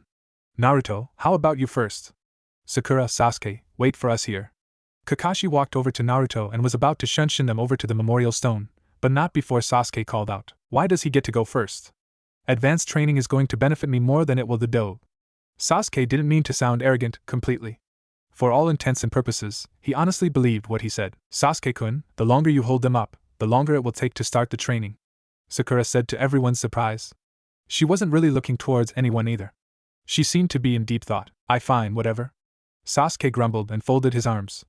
Just don't take forever with all of your weaknesses, though. Naruto flipped Sasuke the bird right before Kakashi shined them to the memorial stone. Alright, Naruto, what's the matter? Kakashi asked. Naruto looked across the way to see that Sasuke was storming off to sit down, but Sakura just stood still, glancing back towards the village every now and again. Seeing that neither were trying to get close enough to listen, Naruto explained what he had just told Jiraiya about Iruka. It was the same voice that spoke to me when I attacked you before the bell test started. I told you I hadn't wanted to move, but my body did on its own. Naruto finished explaining. Kakashi looked back over towards Sakura and Sasuke again to see Sakura standing near Sasuke now. The two seemed to be having an actual conversation. With a sigh, he glanced back at Naruto. Naruto, I just came from the hospital. Naruto's brow furrowed.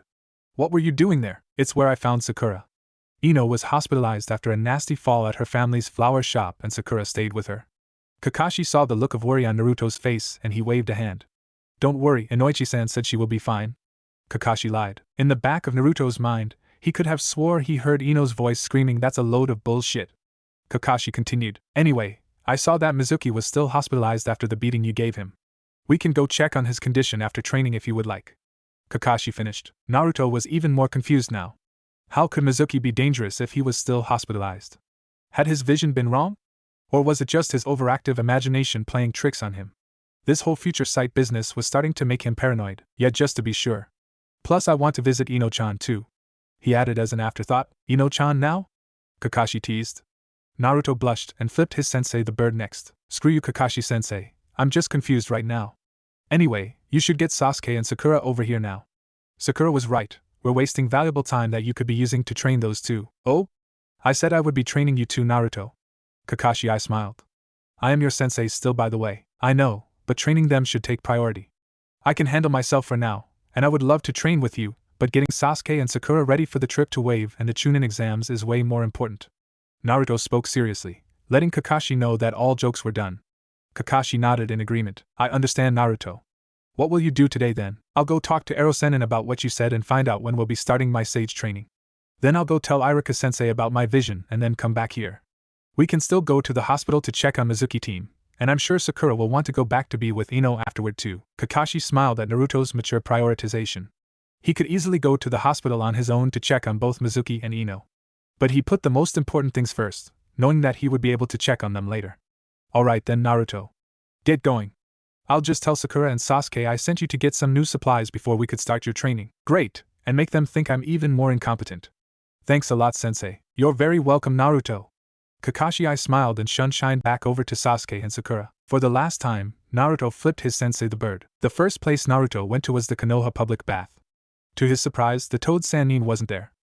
Taking a moment to think about where else the old man could be, Naruto skeptically went to the ANBU HQ. Before he had even made it partway to the path that went alongside the base of Hokage Mountain, an ANBU stopped him. "Where are you going, Uzumaki-san?" It was a woman with a Nico mask and purple hair. "Hello, Yugao-chan. I'm here to meet Jiraiya-sensei for important business." Naruto spoke calmly and held back a smirk as he saw the Nico-masked woman flinch at hearing her name. She hesitated for a moment before responding. "Please refrain from using names, Uzumaki-san, and I cannot allow you to go any further. I was not notified that you would be coming, nor are any genin allowed in this vicinity anyway." She kept her professionalism up. Naruto was impressed she didn't lose her cool at him calling her real name. She didn't even reveal that the path he was on indeed led to the ANBU HQ. She was a bona fide ANBU, noted especially since he could see the kunai she had drawn in case he wasn't who he claimed to be. Naruto began to remember why he knew Yugao so well and then frowned sadly. Oh yeah, she's Hayate-sensei's girlfriend. Naruto's mood dropped a bit as he remembered that Hayate died in the Sound Invasion a few months from then. The sickly Chunin had also been a secret ANBU just like Irika and had performed his duty admirably.